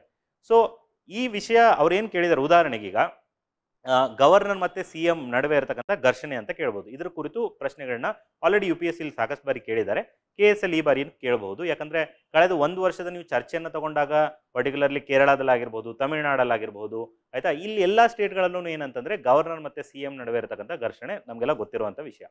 ಸೊ ಈಗ ಪ್ರಶ್ನೆಯನ್ನು ಇದ್ರ ಮೇಲೆ ಕೇಳಿದ್ರು ಅನ್ಕೊಳ್ಳಿ ಸಪೋಸ್ ಎಕ್ಸಾಮಲ್ಲಿ. ಸೊ ನೀವೇನು ಬರೀಬೋದು ಹಾಗಾದರೆ, ಸೊ ನ್ಯೂಸಲ್ಲಿ ಏನಿತ್ತು ಲಾಸ್ಟ್ 1 ಇಯರಲ್ಲಿ, ಕೇರಳದ ಎಕ್ಸಾಂಪಲ್ಲು ಅಥವಾ ತಮಿಳುನಾಡು ಎಕ್ಸಾಂಪಲ್ ಯಾವುದೋ ಒಂದು ತೊಗೊಂಡು ನೀವು ಇಂಟ್ರಡಕ್ಷನನ್ನು ಇಲ್ಲಿ ಬರಿಬಹುದಾಗಿದೆ. ಓಕೆ, ಸೊ ನೆಕ್ಸ್ಟು ಕೋಟ್ಸ್ ಅಂತ ಹೇಳಿದೆ ನಾನು. ಸೊ ಕೋಟ್ಸು ನಿಮಗೇನಾದರೂ ನೆನಪಿತ್ತು, ಆ ಪರ್ಟಿಕ್ಯುಲರ್ ವಿಷಯದ ಬಗ್ಗೆ ನಿಮ್ಗೆ ಏನಾದರೂ ನೆನಪಿತ್ತು ಕೋಟ್ಸ್ ಅಂತಂದರೆ ಕೋಟ್ಗಳ ಬಳಕೆನೂ ಖಂಡಿತವಾಗ್ಲೂ ಇಲ್ಲಿ ಮಾಡ್ಕೊಳ್ಬಹುದು ಅಂತ. Next definition. ಸೊ ಡೆಫಿನೇಷನ್ ಎಲ್ಲಿ ಅಂತಂದರೆ, ಈಗ ಪ್ರಶ್ನೆ ಏನಾದರೂ ತುಂಬ ಟೆಕ್ನಿಕಲ್ ಆಗಿತ್ತು ಅಂತ ಅನ್ಕೊಡಿ. ಉದಾಹರಣೆಗೆ ಸೈನ್ಸ್ ಆ್ಯಂಡ್ ಟೆಕ್ನಾಲಜಿಯಲ್ಲಿ ಇಫ್ ಸಪೋಸ್ ಕ್ವಶನನ್ನು ಬ್ಲಾಕ್ ಚೈನ್ ಟೆಕ್ನಾಲಜಿ ಮೇಲೆ ಕೇಳಿದ್ರು ಉದಾಹರಣೆಗೆ. ಸೊ ಬ್ಲಾಕ್ ಚೈನ್ ಅಂದರೆ ಏನು ಅಂತ ಅನ್ನೋದನ್ನು ನೀವು ಡಿಫೈನ್ ಮಾಡ್ಬೋದು. ಯಾಕೆಂದರೆ ಬ್ಲಾಕ್ ಚೈನ್ ಇಸ್ ಏನಂತಂದ್ರೆ ಇಟ್ಸ್ ಅ ಟೆಕ್ನಿಕಲ್ ಟರ್ಮ್ ಅಂತ. ಸೊ ಅನ್ನಿಸ್ಬೇಕು ನಿಮಗೂ ಕೂಡ. ಸೊ ಇಲ್ಲಿ ಎಕ್ಸ್ಪ್ಲನೇಷನ್ ಮಾಡೋ ಅವಶ್ಯಕತೆ ಇದೆ, ಇಲ್ಲಿ ಡಿಫೈನ್ ಮಾಡೋ ಅವಶ್ಯಕತೆ ಇದೆ ಅಂತ ನಿಮಗೂ ಅನ್ನಿಸಿದಾಗ then you should define that term ಅಂತ. So that is one more type. Next significance. So ಪ್ರಶ್ನೆಯನ್ನು ಕೇಳಿದ್ದಾರೆ. ಸೊ ಪ್ರಶ್ನೆಯನ್ನು ಕೇಳಿದಾಗ ಅದರ ಪ್ರಾಮುಖ್ಯತೆ ಏನು, ಆ ಪ್ರಶ್ನೆಯನ್ನು ಕೇಳುವಂತಹ ಪ್ರಾಮುಖ್ಯತೆ ಏನು ಹಾಗಾದರೆ, ಸೊ ಅದನ್ನು ಬರೀಬೇಕು. ಈಗ ಉದಾಹರಣೆಗೆ ಏನಾದರೂ ಸಪೋಸು ಅವರು ಬ್ರಿಕ್ಸ್ ಬಗ್ಗೆ ನಿಮಗೆ ಪ್ರಶ್ನೆಯನ್ನು ಕೇಳಿದ್ರು ಅನ್ಕೊಳ್ಳಿ. ಬ್ರಿಕ್ಸ್ ಯಾಕೆ ಮುಖ್ಯ ಆಗುತ್ತೆ, ಯಾಕೆ ಇಂಪಾರ್ಟೆಂಟ್ ಆಗುತ್ತೆ ಅಂತ ಕೇಳಿದಾಗ, ಸೊ ಅದರ ಸಿಗ್ನಿಫಿಕೆನ್ಸ್ ನೀವು ಸ್ಟಾರ್ಟಿಂಗಲ್ಲಿ ಏನಾದರೂ ಹೇಳಿದ್ರೆ, ಸಪೋಸ್ ಏನಂತಂದ್ರೆ ಇದು ದಿಸ್ ಗ್ರೂಪ್ ದ ಬ್ರಿಕ್ಸ್ ಏನಂತ ಕರಿತೀವಿ, ದಿಸ್ ಗ್ರೂಪಿಂಗ್ ಏನಂತಂದ್ರೆ it represents one of the highest ಏನಂತಂದ್ರೆ ಪಾಪ್ಯುಲೇಷನ್ ಇರುವಂತಹ ಕಂಟ್ರೀಸ್ಗಳನ್ನ ಹೊಂದಿರತಕ್ಕಂಥ ಒಂದು ಗ್ರೂಪಿಂಗ್ ಆಗಿರೋದ್ರಿಂದ ಅದು ಇದರ ಪ್ರಾಮುಖ್ಯತೆ ಅಂತ ಸಿಗ್ನಿಫಿಕೆನ್ಸ್ ಹೇಳ್ತಾ ಇದೆ. ಸೊ ಯಾವುದೇ ವಿಷಯದ ಸಿಗ್ನಿಫಿಕೆನ್ಸ್ ಹೇಳಿದಾಗಲೂ ಅದು ಕೂಡ ನಿಮ್ಮ ಇಂಟ್ರೊಡಕ್ಷನ್ನ ಭಾಗ ಆಗ್ಬೋದು. ಅದೇ ರೀತಿ ಲಾಸ್ಟ್ಗೆ ಏನಂದ್ರೆ historical significance. So question and demand ಏನಾದರೂ ಆ ರೀತಿ ಇದ್ರೆ, so suppose if it has some historical significance, for example land reforms ಅಂತ ನಿಮ್ಗೆ ಏನಾದ್ರು ಕ್ವಶನ್ ಕೇಳಿದ್ರು suppose. So land reforms we all know ಏನಂತಂದ್ರೆ ಇಟ್ ಇಸ್ ಅ ಇಶ್ಯೂ. ಈಗ ಏನಾದ್ರು ಇಂಡಿಪೆಂಡೆನ್ಸ್ ಪ್ರೀ ಇಂಡಿಪೆಂಡೆನ್ಸ್ ಇಂದಾನು ಭಾರತದಲ್ಲಿ ಇರತಕ್ಕಂಥ ಇಶ್ಯೂ ಇದು. ಸೊ ಈ ಥರದ ಪ್ರಶ್ನೆಗಳಿಗೆ ಹಿಸ್ಟಾರಿಕಲ್ ಆಸ್ಪೆಕ್ಟ್ ಅನ್ನ ನೀವು ಕೊಡಬಹುದು. ಸೊ ಒಂದನ್ನು ನೆನ್ಪಿಟ್ಕೊಡಿ, ಇಂಟ್ರಡಕ್ಷನ್ ಬರೀಬೇಕಾದ್ರೆ it all goes on the demand of the question. So question ಅನ್ನ ಡಿಮಾಂಡ್ ಅನ್ನ ನೀವು ಸರಿಯಾಗಿ ಅರ್ಥ ಮಾಡಿಕೊಂಡು ಯಾವ ಒಂದು ಇಂಟ್ರೊಡಕ್ಷನ್ ಅನ್ನು ಎಲ್ಲಿ ಬಳಕೆ ಮಾಡ್ಕೋಬೇಕು ಅನ್ನೋದು ನಿಮಗೆ ಗೊತ್ತಾಗಬೇಕು. ಸೊ ಓವರ್ ದ ಪೀರಿಯಡ್ ನೀವು ಪ್ರತಿನಿತ್ಯ ಉತ್ತರಗಳನ್ನು ಬರೀತಾ ಹೋದಾಗ ನಿಮಗೆ ಡೆಫಿನೆಟ್ಲಿ ಗೊತ್ತಾಗುತ್ತೆ. ಈಗ ಈ ಇಂಟ್ರೊಡಕ್ಷನ್ ಅಲ್ಲಿ ನಮ್ಗೆ ಡಿಫ್ರೆಂಟ್ ಐಡಿಯಾಸ್ ಹೇಳಿದೆ, ನಿಮಗೆ ಕ್ವಶನ್ಸ್ ಒಂದಿಷ್ಟು ತೋರಿಸ್ತೀನಿ ನೋಡಿ. ಸೊ ಈಗ ಉದಾಹರಣೆ ನೋಡಿ, what is bioremediation, explain the different biotechnological methods ಅಂತ ಕೊಟ್ಟಿದ್ದಾರೆ. ಸೊ ಇಂತಹ ಪ್ರಶ್ನೆಗಳಿಗೆ ನಾವು ಡೆಫಿನೇಷನ್ ಅನ್ನು ಬರೀಬಹುದು. ಸೊ ಬಯೋ ರೆಮಿಡಿಯೇಷನ್ ಏನು ಅಂತ ನಾನು ಡಿಫೈನ್ ಮಾಡಿದ್ರೆ ಇಂಟ್ರೊಡಕ್ಷನ್ ಅಲ್ಲಿ, then that would be a better introduction ಅಂತ ಅನ್ಸೋದು. ನೆಕ್ಸ್ಟ್ ಅದೇ ರೀತಿ ಒಂದೊಂದ್ಸಲಿ ಡೈರೆಕ್ಟ್ ಆಗಿ ಅವರೇ ಕೇಳ್ತಾರೆ, define the global warming and explain its effect ಅಂತ ಕೇಳಿದ್ದಾರೆ. ಸೊ ಅವರೇ ಕೇಳಿರುವಾಗ ನೀವು you have to define the global warming, that can be a part of your introduction ಅಂತ. Okay, next give geographical account on oil seeds of India ಅಂತ ಇದೆ. So ಈಗ give geographical accounts on oil seed of India ಅಂತ ಬಂದಾಗ ನಮ್ಗೆಲ್ಲ ಗೊತ್ತಿರೋ ಹಾಗೆ ಭಾರತದಲ್ಲಿ ಏನಂತಂದ್ರೆ policy formulation with respect to oil seeds ಏನು ಮಾಡ್ತಾ ಇದ್ದಾರೆ, ಆಯಿಲ್ ಸೀಡ್ಸ್ ಪ್ರೊಡಕ್ಷನ್ಗೆ ತುಂಬ ಜಾಸ್ತಿ ಒತ್ತು ಕೊಡ್ತಾ ಇರೋಂಥದ್ದು ನಮ್ಮ ಪಾಲಿಸಿ ಒಳಗಡೆ. ಸೊ ಇದು ತುಂಬ ಚರ್ಚೆಯಲ್ಲೂ ಕೂಡ ಇರುತ್ತೆ, ತುಂಬ ನ್ಯೂಸಲ್ಲಿ ಇರುತ್ತೆ, ಯಾಕಂದರೆ ಹೊಸ ಹೊಸ ಪಾಲಿಸಿಗಳನ್ನ ತೊಗೊಂಬರ್ತಾರೆ, ಇನ್ಸೆಂಟಿವ್ಗಳನ್ನು ಕೊಡ್ತಿದ್ದಾರೆ, ಆಯಿತಾ. ಸೊ ಈ ಎಲ್ಲದರ ಕುರಿತಾಗಿ ನ್ಯೂಸಲ್ಲಿದ್ದಾಗ ನೀವು ಏನು ಬರೀಬೋದು, why it was in news. So ಆ ರೀತಿಯಾಗಿ ಇಲ್ಲಿ ನಾವು ಎಕ್ಸಾಂಪಲನ್ನು ತೊಗೊಳ್ಬೋದು. ಓಕೆ, ಅದೇ ರೀತಿ ನೆಕ್ಸ್ಟ್ ನೋಡಿ, discuss the broad features of financial relation between union and states in India ಅಂತ ಕೇಳಿದ್ದಾರೆ. ಸೊ ಕಳೆದ ಒಂದೂವರೆ ವರ್ಷದಿಂದ ಸತತವಾಗಿ ಚರ್ಚೆಯಲ್ಲಿರುವಂಥದ್ದು ಇದು, ಆಯಿತಾ. ಸೊ ಕರ್ನಾಟಕ ಗೌರ್ಮೆಂಟಿಂದನೇ ಏನಂತಂದರೆ ಕರ್ನಾಟಕ ರಾಜ್ಯ ಸರ್ಕಾರದವರೇನೆ ಕೇಂದ್ರದಲ್ಲಿ ಹೋಗಿಬಿಟ್ಟು ಏನಂತಂದರೆ ನಮಗೆ ಸಿಗಬೇಕಾದಂತಹ ಟ್ಯಾಕ್ಸ್ ಮೊತ್ತ, ತೆರಿಗೆ ಹಣ ನಮಗೆ ಸಿಗ್ತಾ ಇಲ್ಲ ಅಂತ ಪ್ರೊಟೆಸ್ಟ್ ಮಾಡಿರುವಂಥದ್ದು. ಅದೇ ರೀತಿ ಕೇರಳ, ತಮಿಳುನಾಡು ಅಂತಹ ರಾಜ್ಯಗಳು ಕೂಡ, ತೆಲಂಗಾಣ ರಾಜ್ಯ, ಇಂತಹ ರಾಜ್ಯ ಎಲ್ಲ ರಾಜ್ಯಗಳು ಕೂಡ ಇದ್ರ ಬಗ್ಗೆ ಮಾತಾಡಿರುವಂಥದ್ದು. ಸೊ ಕಳೆದ ಒಂದೂವರೆ ವರ್ಷದಿಂದ ನ್ಯೂಸಲ್ಲಿ ಇರತಕ್ಕಂಥದ್ದು. So Y it was in news ಅಂತ ಕೂಡ ನೀವು ಇದನ್ನು ಸ್ಟಾರ್ಟ್ ಮಾಡ್ಬೋದು ಅಂತ. ನೆಕ್ಸ್ಟ್ ಕ್ವಶನ್ ನೋಡಿ, what are the characteristics and type of solid waste, write a critical notes on problem of solid waste management in Bangalore ಅಂತ ಕೇಳಿದ್ದಾರೆ. ಸೊ ಈ ರೀತಿಯಾದಂಥ ಪ್ರಶ್ನೆಗಳಿಗೆ we can start with some data, interesting data or facts ಅಂತ. So ಈಗ ಒಂದು data ನಾನು ಇಲ್ಲಿ ಸುಮ್ಮನೆ ಎಕ್ಸಾಂಪಲ್ ರೀತಿಯಾಗಿ ಕೊಟ್ಟಿರುವಂಥದ್ದು, ಒಟ್ಟು waste generation is almost up to ಏನಂದರೆ 62 ಮಿಲಿಯನ್ ಟನ್ಸ್ ಅಷ್ಟು ವೇಸ್ಟ್ ಜನರೇಟ್ ಆಗುವಂಥದ್ದು. ಅದರಲ್ಲಿ 43 ಮಿಲಿಯನ್ ಟನ್ಸ್ನಷ್ಟು ಏನಂತಂದರೆ ಕಲೆಕ್ಷನ್ ಆಗುವಂಥದ್ದು. ಆ್ಯಂಡ್ ಪ್ರೋಸೆಸ್ ಎಷ್ಟಾಗುತ್ತೆ, ತುಂಬ ಕಡಿಮೆ, ಓನ್ಲಿ ನಿಯರ್ಲಿ 12 ಮಿಲಿಯನ್ ಟನ್ಸ್ ಅಷ್ಟು ಮಾತ್ರ ಅಲ್ಲೇನಾಗುತ್ತೆ ಪ್ರೋಸೆಸ್ ಆಗುವಂಥದ್ದು. ಬಾಕಿ ರಿಮೈನಿಂಗ್ ಎಲ್ಲ ಸಾಲಿಡ್ ವೇಸ್ಟ್ ನಾವೇನು ಮಾಡ್ತೀವಿ, ಡಂಪ್ ಅನ್ನು ಮಾಡುವಂಥದ್ದು. So this is a very important and crucial data, right. So ಇದರಿಂದ ನಾವು ಪ್ರಾರಂಭವನ್ನು ಮಾಡುವಂಥದ್ದು. ಆ್ಯಂಡ್ ಲಾಸ್ಟ್ಗೆ write a note on sustainable development of water resource ಅಂತ ಕೊಟ್ಟಿದ್ದಾರೆ. So sustainable development of water resource ಅಂತ ಬಂದಾಗ ದಿಸ್ ಐ ಥಿಂಕ್ ಕೋಟ್ ಇಲ್ಲಿ ಡೆಫಿನೆಟ್ ಆಗಿ ನಾವು ಬಳಸ್ಕೊಳ್ಬೋದು. ಉದಾಹರಣೆಗೆ the earth has sufficient for every one's need but not for the greed ಅಂತ. ಸೊ ಈಗ ಈ ಕೋಟ್ ಏನು ಹೇಳ್ತಾ ಇದೆ ಅಂತಂದ್ರೆ, ಈ ಭೂಮಿಯೊಳಗಡೆ ಎಷ್ಟು ರಿಸೋರ್ಸಸ್ ಇದಾವೆ ಅಂದ್ರೆ ಎಲ್ಲರ ನೀಡ್ಸ್ಗಳನ್ನು ಫುಲ್ಫಿಲ್ ಮಾಡೋಷ್ಟು ಇದಾವೆ, ಆದರೆ ಗ್ರೀಡ್ ಅಂತ ಬಂದಾಗ ಇದು ಸಾಲಲ್ಲ ಅಂತ ಅನ್ನೋದು. This is directly talking about what the sustainable development ಬಗ್ಗೆ ಮಾತಾಡ್ತಿರತಕ್ಕಂಥ ಕೋಟ್ ಆಗಿರುತ್ತೆ. ಸೊ ಇದರಿಂದ ಕೂಡ ನಾವು ಪ್ರಾರಂಭವನ್ನು ಮಾಡ್ಬೋದು. ಸೊ ಹೀಗೆ ಬೇರೆ ಬೇರೆ ಪ್ರಶ್ನೆಗಳಿಗೆ ಅದರ ಡಿಮಾಂಡ್ಗಳನ್ನು ನಾವು ಅರ್ಥ ಮಾಡಿಕೊಂಡು ನಾವು ಇಂಟ್ರಡಕ್ಷನ್ ಅನ್ನು ಬರಿಬೇಕಾಗುತ್ತೆ ಅನ್ನೋದು. ಓಕೆ, ನೆಕ್ಸ್ಟ್ ಆದರೆ how to write the body of the question. So ಮುಖ್ಯ ಭಾಗದಲ್ಲಿ ನಾವು ಏನನ್ನು ಬರೀಬೇಕು, ಹೇಗೆ ಬರೀಬೇಕು ಅಂತ ನೋಡಿ. I told you this is very very important. ಈಗ ಇಂಟ್ರೊಡಕ್ಷನ್ ಕನ್ಕ್ಲೂಷನ್ ತುಂಬ ಇನೋವೇಟಿವ್ ಆಗಿ ಬರೆದಿಲ್ಲ ಅಂದ್ರೂ ಪರವಾಗಿಲ್ಲ, ಆದರೆ ಬಾಡಿ ಆಫ್ ದ ಆನ್ಸರ್ ಮಾತ್ರ ತುಂಬ ಕೇರ್ಫುಲ್ ಆಗಿ ನೀವು ಬರೀಬೇಕಾಗುತ್ತೆ.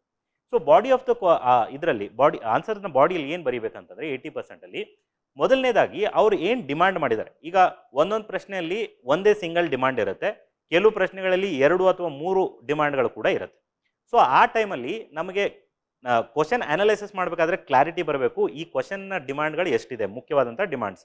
ಸೊ ಮುಖ್ಯವಾದಂಥ ಡಿಮಾಂಡ್ ಒಂದೇ ಇತ್ತಂದರೆ ನಾನು ಒಂದು ಹೆಡ್ಡಿಂಗನ್ನು ಕೊಡ್ತೀನಿ, ಯಾವುದರಲ್ಲಿ ಬಾಡಿ ಆಫ್ ದ ಆನ್ಸರಲ್ಲಿ ಒಂದು ಹೆಡ್ಡಿಂಗ್ ಬರಿತೀನಿ. ಆ ಹೆಡ್ಡಿಂಗ್ ಬರೆದು ಅದರ ಕೆಳಗಡೆ ಪಾಯಿಂಟ್ಸ್ಗಳನ್ನು ಬರಿತಾ ಹೋಗ್ತೀನಿ. ಈ ಪಾಯಿಂಟ್ಸ್ಗಳನ್ನು ಬರಿಬೇಕಾದ್ರೆ ನಿಮ್ಮ ಕೈಲಾದರೆ ಅದಕ್ಕೆ ಸಬ್ ಹೆಡ್ಡಿಂಗ್ಗಳನ್ನು ಕೂಡ ಕೊಡಿ. ಈ ಸಬ್ ಹೆಡ್ಡಿಂಗ್ಗಳನ್ನು ಕೊಡೋದ್ರ ಮೂಲಕ ಏನಂತಂದರೆ ನೀವು ಎಕ್ಸಾಮಿನರ್ನ ವರ್ಕ್ನ ತುಂಬ ಈಸಿ ಮಾಡ್ತೀರಾ ಅಂತ. ಈಗ ಉದಾಹರಣೆಗೆ ಒಂದು demand demand of the question ಗೊತ್ತಾಗುತ್ತೆ. ಸೊ ಅದರ ಹೆಡ್ಡಿಂಗನ್ನು ಮೇನ್ ಹೆಡ್ಡಿಂಗನ್ನು ಬರೀತೀರಾ ನೀವು. ಬರೆದ್ಬಿಟ್ಟು ಅದರಲ್ಲಿ 5 ಡಿಫ್ರೆಂಟ್ ಡೈಮೆನ್ಷನ್ ಕೊಡ್ತಿರ್ತೀರಾ. ಉದಾಹರಣೆಗೆ ಒಂದು ಹಿಸ್ಟಾರಿಕಲ್ ಆಸ್ಪೆಕ್ಟ್ ಬರೀತೀರಾ, ಒಂದು ಪೊಲಿಟಿಕಲ್ ಆಸ್ಪೆಕ್ಟ್ ಬರೀತೀರಾ, ಸೋಷಿಯಲ್ ಆಸ್ಪೆಕ್ಟ್ ಬರೀತೀರಾ, ಈ ರೀತಿ ಟೆಕ್ನಾಲಜಿಕಲ್ ಆಸ್ಪೆಕ್ಟ್ ಈ ರೀತಿ ಬರೀತೀರಾ ಹೋಗ್ತೀರಾ. ಸೊ ಈಗ ಬರೀಬೇಕಾದ್ರೆ ಫಸ್ಟ್ ಪಾಯಿಂಟಲ್ಲಿ ನೀವು ಸಬ್ ಹೆಡಿಂಗ್ ಏನಾದರೂ ಹಿಸ್ಟಾರಿಕಲ್ ಆಸ್ಪೆಕ್ಟ್ ಅಂತ ಬರೆದ್ಬಿಟ್ಟು ಅದರ ರಿಲೇಟೆಡ್ 1 or 2 ಲೈನ್ಸ್ ಬರೆದ್ರೆ ದೆನ್ ಡೆಫಿನೆಟ್ಲಿ ನಾನು ಜಸ್ಟ್ ನಿಮ್ಮ ಆನ್ಸರ್ ಕಾಪಿಯನ್ನು ನೋಡಿದಾಗ ನಂಗೆ ಗೊತ್ತಾಗ್ಬಿಡುತ್ತೆ ಓಕೆ ಈ 5 ಡೈಮೆನ್ಷನ್ಸ್ಗಳನ್ನು ಇವ್ರು ಬರೆದಿದ್ದಾರೆ ಅಂತ. So writing the heading and sub heading is very very important. So suppose sir 2 demand ಇದ್ರೆ ಕ್ವಶನಲ್ಲಿ 2 ಮುಖ್ಯವಾದಂಥ ಡಿಮಾಂಡ್ ಇದ್ರೆ ಫಸ್ಟ್ ಒಂದು ಹೆಡ್ಡಿಂಗ್ ಬರೀರಿ ಫಸ್ಟ್ ಡಿಮಾಂಡ್ದು, ಅದಕ್ಕೆ ಸಬ್ ಹೆಡ್ಡಿಂಗ್ಸ್ ಬರೆದು ಪಾಯಿಂಟ್ಸ್ಗಳನ್ನು ಬರೀರಿ. Next again right second heading, ಆಯ್ತಾ, 2ನೇ ಹೆಡ್ಡಿಂಗನ್ನು ಬರೀರಿ, ಅದಕ್ಕೆ ಕೇಳಿರ್ತಕ್ಕಂಥ ಸೆಕೆಂಡ್ ಡಿಮಾಂಡ್ ಏನಿದೆ ಅದಕ್ಕೆ ಒಂದು ಹೆಡ್ಡಿಂಗ್ ಕೊಟ್ಟು ಅದರ ರಿಲೇಟೆಡ್ ಸಬ್ ಹೆಡ್ಡಿಂಗ್ಸ್ಗಳನ್ನು ಬರೆದು ಎಕ್ಸ್ಪ್ಲನೇಷನ್ ಮಾಡ್ತಾ ಹೋಗುವಂಥದ್ದು.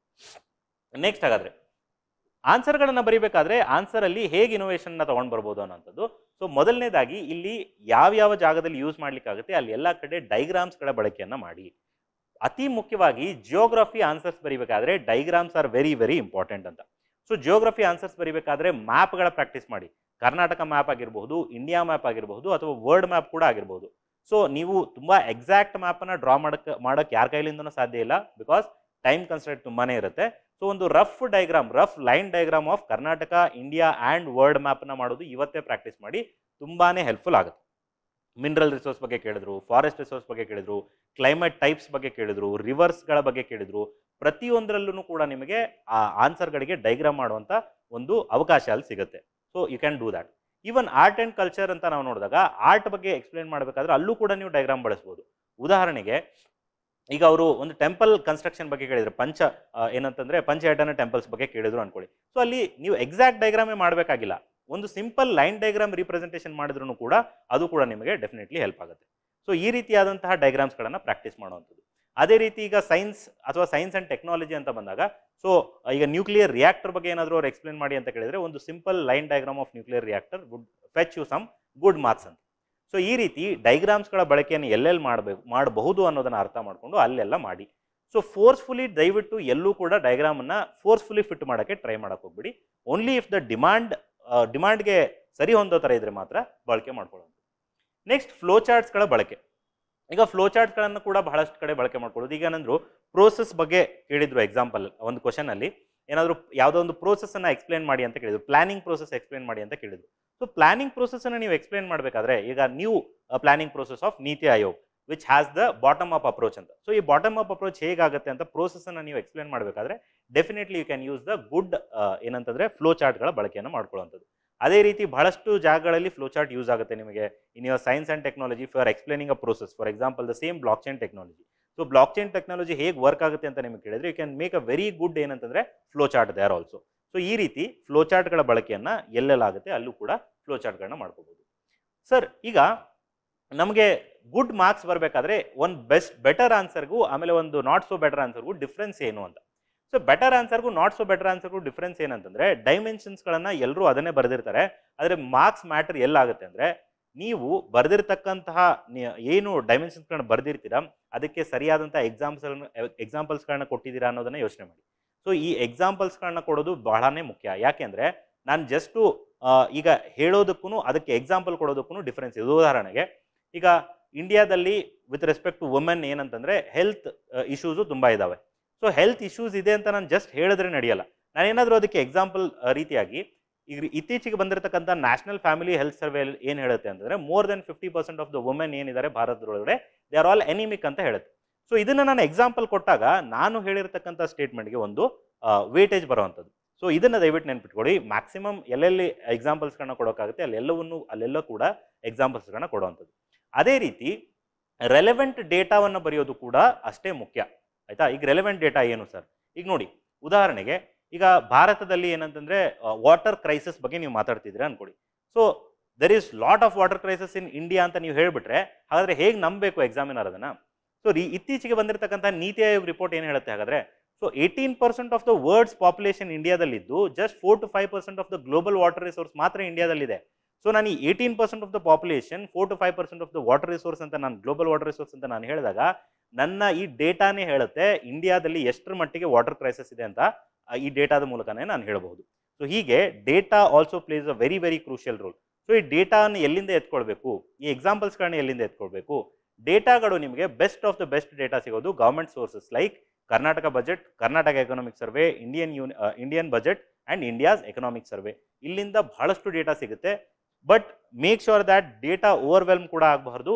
ಎಲ್ಲೆಲ್ಲಿ ಇಂಪಾರ್ಟೆಂಟ್ ಅನ್ಸುತ್ತೆ ಅಲ್ಲಿ ಮಾತ್ರ ನೀವು ಇಂಪಾರ್ಟೆಂಟ್ ಡೇಟಾಗಳನ್ನು ಕೋಟ್ ಮಾಡ್ತಾ ಹೋದರೆ that would be better. And ಲಾಸ್ಟ್ಗೆ ಕರೆಂಟ್ ಅಫೇರ್ಸ್, ನಾನು ಆಗಲೇ ಹೇಳಿದೆ, ಕರೆಂಟ್ ಅಫೇರ್ಸಲ್ಲಿ ಬಂದಿರತಕ್ಕಂತಹ ಬಹಳಷ್ಟು ವಿಷಯಗಳನ್ನು, ಅಲ್ಲಿ ಬಂದಿರತಕ್ಕಂಥ ಹೊಸ ಸ್ಕೀಮ್ಸ್ಗಳನ್ನು, ಹೊಸ ಪಾಲಿಸಿಗಳನ್ನು, ಇವುಗಳನ್ನು ಕೂಡ ನೀವು ನಿಮ್ಮ ಆನ್ಸರ್ಸ್ಗಳನ್ನು ಎನ್ಹಾನ್ಸ್ ಮಾಡಲಿಕ್ಕೆ ಅವನ್ನು ಕೂಡ ಬಳಸ್ಬೋದು. ಸೊ ಹೀಗೆ ನಿಮ್ಮ ಬಾಡಿ ಹೇಗೆ ಬರೀಬೇಕು, ಅದರಲ್ಲಿ ಹೆಡ್ಡಿಂಗ್ ಅಂದ್ರೇನು, ಸಬ್ ಹೆಡ್ಡಿಂಗ್ ಅಂದ್ರೇನು, ಅದರಲ್ಲಿ ಡಯಾಗ್ರಾಮ್ಸ್ಗಳ ಬಳಕೆ, ಫ್ಲೋ ಚಾರ್ಟ್ಗಳ ಬಳಕೆ, ಈ ರೀತಿ ಈ ಎಲ್ಲ ವಿಷಯಗಳನ್ನು ದಯವಿಟ್ಟು ಗಮನದಲ್ಲಿ ಇಟ್ಕೊಳ್ಳಿ. ಆ್ಯಂಡ್ ಲಾಸ್ಟ್ ಏನಂತಂದರೆ how to conclude your answers ಅಂತ. So conclusion is also very very important part. ಬಹಳಷ್ಟು ಜನ ಏನು ಮಾಡ್ತಾರೆ, ಇಂಟ್ರೊಡಕ್ಷನ್ ಮತ್ತು ಬಾಡಿ ಬರೆದು ಅಲ್ಲಿಗೆ ಆನ್ಸರ್ ಎಂಡ್ ಮಾಡಿಬಿಡ್ತಾರೆ. So that will not give a very complete ಏನಂತಂದರೆ ಕಂಪ್ಲೀಟ್ನೆಸ್ಸನ್ನು ಕೊಡೋದಿಲ್ಲ ಅದು. ಸೊ ಕನ್ಕ್ಲೂಷನ್ ಹೇಗೆ ಮಾಡಬೇಕು, ಯಾವ ರೀತಿ ಬರೀಬಹುದು ನಾವಂತ. ಕನ್ಕ್ಲೂಷನ್ ಮಾಡಬೇಕಾದ್ರೆ ಒಂದು ದಯವಿಟ್ಟು ಗಮನದಲ್ಲಿ ಇಟ್ಕೊಡಿ, ನೀವು ಯಾವತ್ತೂ ಏನಂದರೆ you should be more optimistic in your nature, ಆಯಿತಾ. ಸೊ ಈಗ ಮೋಸ್ಟ್ ಆಫ್ ದ ಕ್ವಶನ್ಸ್ ಏನಂದರೆ they'll be talking about some or the other problems ಅಂತ. ಸೊ ಆ ಪ್ರಾಬ್ಲಮ್ಗೆ ಏನು ಸೊಲ್ಯೂಷನ್ ಕೊಡ್ಬೋದು, ವೇ ಫಾರ್ವರ್ಡ್ ಥರ ಇರಬೇಕು, ಆಮೇಲೆ ಆಪ್ಟಿಮಿಸ್ಟಿಕ್ ಟೈಪ್ ಆಫ್ ಸೊಲ್ಯೂಷನ್ ಇರಬೇಕು, ಆಮೇಲೆ ಒಂದು ಬ್ಯಾಲೆನ್ಸ್ಡ್ ವ್ಯೂ ಇರಬೇಕು. Don't be extreme in your views ಅಂತ. ಸೊ ದಯವಿಟ್ಟು ಇನ್ನೊಂದು ನೆನ್ಪಿಟ್ಕೊಡಿ, ಉತ್ತರ ಬರೀಬೇಕಾದ್ರೆ ಯಾವತ್ತೂ ಆಸ್ ಅ ಆಫೀಸರ್ ಥಿಂಕ್ ಮಾಡಿದಾಗ ನೀವು ಯಾವುದೂ ಎಕ್ಸ್ಟ್ರೀಮ್ ಸ್ಟೇಟ್ಮೆಂಟ್ಗಳನ್ನು ಮಾಡಲಿಕ್ಕಾಗಲ್ಲ. So don't go for extreme statement, keep your views balanced ಅಂತ. ಸೊ ಬ್ಯಾಲೆನ್ಸ್ಡ್ ವ್ಯೂ ಅಥವಾ ಒಪಿನಿಯನ್ ಕೊಡೋದಾಗಿರ್ಬೋದು, ಈ ಎಲ್ಲ ಅಂಶಗಳನ್ನು ನೀವು ತಲೆಯಲ್ಲಿ ಇಟ್ಕೋಬೇಕು ಅಂತ. ಸೊ ಬ್ಯಾಲೆನ್ಸ್ಡ್ ಒಪಿನಿಯನ್, ಈಗ ಒಂದು ಕ್ವಶನ್ ನೋಡಿ, question where there is conflict, ಆಯಿತಾ, conflict between two things. Example ಈಗ ಡೆವಲಪ್ಮೆಂಟ್ ವರ್ಸಸ್ ಎನ್ವೈರ್ಮೆಂಟ್, ಈ ಕ್ವಶನ್ಸ್ ರಿಪೀಟೆಡ್ ಆಗಿ ಬಂದೇ ಬರುತ್ತೆ, ಇಂಪಾರ್ಟೆಂಟ್ ಥೀಮ್ ಇದು. ಈಗ ಎನ್ವೈರ್ಮೆಂಟಲ್ ಪ್ರೊಟೆಕ್ಷನ್ ಮತ್ತು ಡೆವಲಪ್ಮೆಂಟ್ ಅಂತ ಬಂದಾಗ generally it is seen as a conflict between two things. So ಹಾಗಾದರೆ sir no, I will only focus on environmental development, let only focus on environmental safeguard, development ಬಗ್ಗೆ ತಲೆನೇ ಕೆಡಿಸ್ಕೊಳ್ಳಲ್ಲ ಅಂತ ಬರೀತೀರಾ? ಅಥವಾ sir I will only focus on development, environment ಬಗ್ಗೆ ತಲೆನೇ ಕೆಡಿಸ್ಕೊಳ್ಳಲ್ಲ ಅಂತ ಬರೀತೀರಾ? Both will be extreme. So ಎರಡನ್ನೂ ಬ್ಯಾಲೆನ್ಸ್ ಮಾಡ್ಕೊಂಡು ಹೋಗೋದು ನಮಗೆ very very important. So conflict ಅಂತ ಬಂದಾಗ ಗಿವ್ ಯುವರ್ ಬ್ಯಾಲೆನ್ಸ್ಡ್ ವ್ಯೂ, ಆಯಿತಾ. ನೆಕ್ಸ್ಟ್ ಅದೇ ರೀತಿ way forward. I told you most of the questions ಏನಂತಂದರೆ ಬಹಳಷ್ಟು ಪ್ರಾಬ್ಲಮ್ಗಳ ಬಗ್ಗೆನೇ ಮಾತಾಡ್ತಾ ಇರುತ್ತೆ. ಸೊ ಸೊಲ್ಯೂಷನ್ ಏನಾಗಾದ್ರೆ, ಈಗ ಉದಾಹರಣೆಗೆ ನೋಡಿ, ಮ್ಯಾನ್ಯುವಲ್ ಸ್ಕ್ಯಾವೆಂಜಿಂಗ್ ಬಗ್ಗೆ ಕ್ವಶನ್ ಬಂತು ಅಂದ್ಕೊಡಿ. ಮ್ಯಾನ್ಯುವಲ್ ಸ್ಕ್ಯಾವೆಂಜಿಂಗ್ ನಮಗೆಲ್ಲ ಗೊತ್ತಿದೆ, ತುಂಬ ದೊಡ್ಡ ಪ್ರಾಬ್ಲಮ್ ಅದು. ಅದ್ರ ಬಗ್ಗೆ ಸಾಕಷ್ಟು ಪಾಲಿಸೀಸು ಸ್ಕೀಮ್ಸ್ಗಳನ್ನು ಮಾಡಿದ್ದಾರೆ. ಇಷ್ಟೆಲ್ಲ ಆದ್ರೂ ಕೂಡ ಅದಕ್ಕೆ ಸೊಲ್ಯೂಷನ್ ಸಿಕ್ಕಿಲ್ಲ. ಎವ್ರಿ ನವ್ ಆ್ಯಂಡ್ ದೆನ್ ನ್ಯೂಸ್ ಪೇಪರಲ್ಲಿ ನೋಡ್ತಾನೆ ಇರ್ತೀವಿ, ಮ್ಯಾನ್ಯುವಲ್ ಸ್ಕ್ಯಾವೆಂಜಿಂಗ್ ಮಾಡ್ಲಿಕ್ಕೆ ಹೋಗಿ ಭಾಳಷ್ಟು ಜನ ಏನಂತಂದರೆ ಡೆತ್ ಆಗಿರುವಂಥದ್ದು, ಇದು ನ್ಯೂಸಲ್ಲಿ ಸಾಕಷ್ಟು ಬರುತ್ತೆ. ಸೊ ವೇ ಫಾರ್ವರ್ಡ್ ಯಾವ ರೀತಿ ಇರಬೇಕು, ಈಗ ಮಾಡಿರ್ತಕ್ಕಂಥ, ಈಗ ನೀವು sir there should be a good policy ಅಥವಾ there should be a good scheme ಅಂತ ಬರೆದ್ರೆ ಎಕ್ಸಾಮಿನರ್ ಆಲ್ಸೋ ನೋಸ್ ದ್ಯಾಟ್ ಈಗ ಆಲ್ರೆಡಿ ಸ್ಕೀಮ್ಸ್ ಇದೆ, ಆಲ್ರೆಡಿ ಪಾಲಿಸೀಸ್ ಇದೆ, ಆದ್ರೆ ನೀವೇನು ಡಿಫ್ರೆಂಟ್ ಆಗಿ ಬರೆದ್ರಿ ಅಲ್ಲಿ. ಸೊ ಬ್ರಿಂಗ್ ಸಮಥಿಂಗ್ ನ್ಯೂ, ಆಯ್ತಾ. ಈಗ for example you should give some ಏನು ಟೆಕ್ನಾಲಜಿಕಲ್ ಅಡ್ವಾನ್ಸ್ಮೆಂಟ್, ಟೆಕ್ನಾಲಜಿನ ಹೇಗೆ ಬಳಕೆ ಮಾಡಿಕೊಂಡು ಮ್ಯಾನ್ಯುವಲ್ ಸ್ಕ್ಯಾವೆಂಜಿಂಗ್ನ ಎಂಡ್ ಮಾಡ್ಬೋದು ಅದ್ರ ಬಗ್ಗೆ ಬರೀರಿ. Already there are so many experiments which are going on where in ಏನಂತಂದರೆ ಮ್ಯಾನ್ಯುವಲ್ ಸ್ಕ್ಯಾವೆಂಜಿಂಗ್ ಬದಲು ರೋಬೋಟ್ಸ್ ಯೂಸ್ ಮಾಡಿಕೊಂಡು ಸೀವೇಜಸ್ಗಳನ್ನ ಕ್ಲೀನ್ ಮಾಡ್ತಾ ಇದ್ದಾರೆ. ಸೊ ಆ ರೀತಿಯಾದಂಥ ಇನೋವೇಟಿವ್ ವೇ ಫಾರ್ವರ್ಡ್ ಇರತಕ್ಕಂತಹ ಒಂದು ಕನ್ಕ್ಲೂಷನ್ ನೀವು ಕೊಟ್ಟರೆ definitely that will be great. Next suggestions ಅಂತ. ಈಗ ಉದಾಹರಣೆಗೆ ಕೆಲವು ಪ್ರಾಬ್ಲಮ್ಸ್ಗಳಲ್ಲಿ ನೀವೇನು ಮಾಡ್ಬೋದು ಅಂದರೆ you can give your own solutions, ಆಯಿತಾ, ಓನ್ ಸೊಲ್ಯೂಷನ್. ಫಾರ್ ಎಕ್ಸಾಂಪಲ್ ಈಗ ಒಂದು ಆ್ಯಂಟಿ ಡಿಫೆಕ್ಷನ್ ಬಗ್ಗೆ ಕ್ವಶನ್ ಏನಾದರೂ ಬಂತು ಅನ್ಕೊಳ್ಳಿ. So horse trading is a very common thing. Anti defection ಲಾದಲ್ಲಿ ಕೂಡ ಕೆಲವೊಂದಿಷ್ಟು ಲೂಪ್ ಹೋಲ್ಸ್ಗಳಿದ್ದಾವೆ. ಸೊ ಆ ಲೂಪ್ ಹೋಲ್ಗಳನ್ನು ಹೇಗೆ ಏನು ಮಾಡಬಹುದು, ನಾವು ಸ್ಟಾಪ್ ಮಾಡಬಹುದು, ಆಯಿತಾ. ಸೊ ರೆಸಿಗ್ನೇಷನ್ ಮಾಡಿ ಒಬ್ಬ ಮೆಂಬರ್ ಆಫ್ ಪಾರ್ಲಿಮೆಂಟ್ ಆಗಿರ್ಬೋದು ಅಥವಾ ಒಬ್ಬ ಮೆಂಬರ್ ಆಫ್ ಲೆಜಿಸ್ಲೇಟಿವ್ ಅಸೆಂಬ್ಲಿ ಆಗಿರ್ಬೋದು, ಅವನು ಏನಾದರೂ ಸಪೋಸ್ ರೆಸಿಗ್ನೇಷನ್ ಮಾಡಿದ್ರೆ immediately he should not be given a chance to stand for the election ಅನ್ನುವಂಥದ್ದು. So this can be one very good suggestion from your side to end the horse trading problem ಅನ್ನೋದು.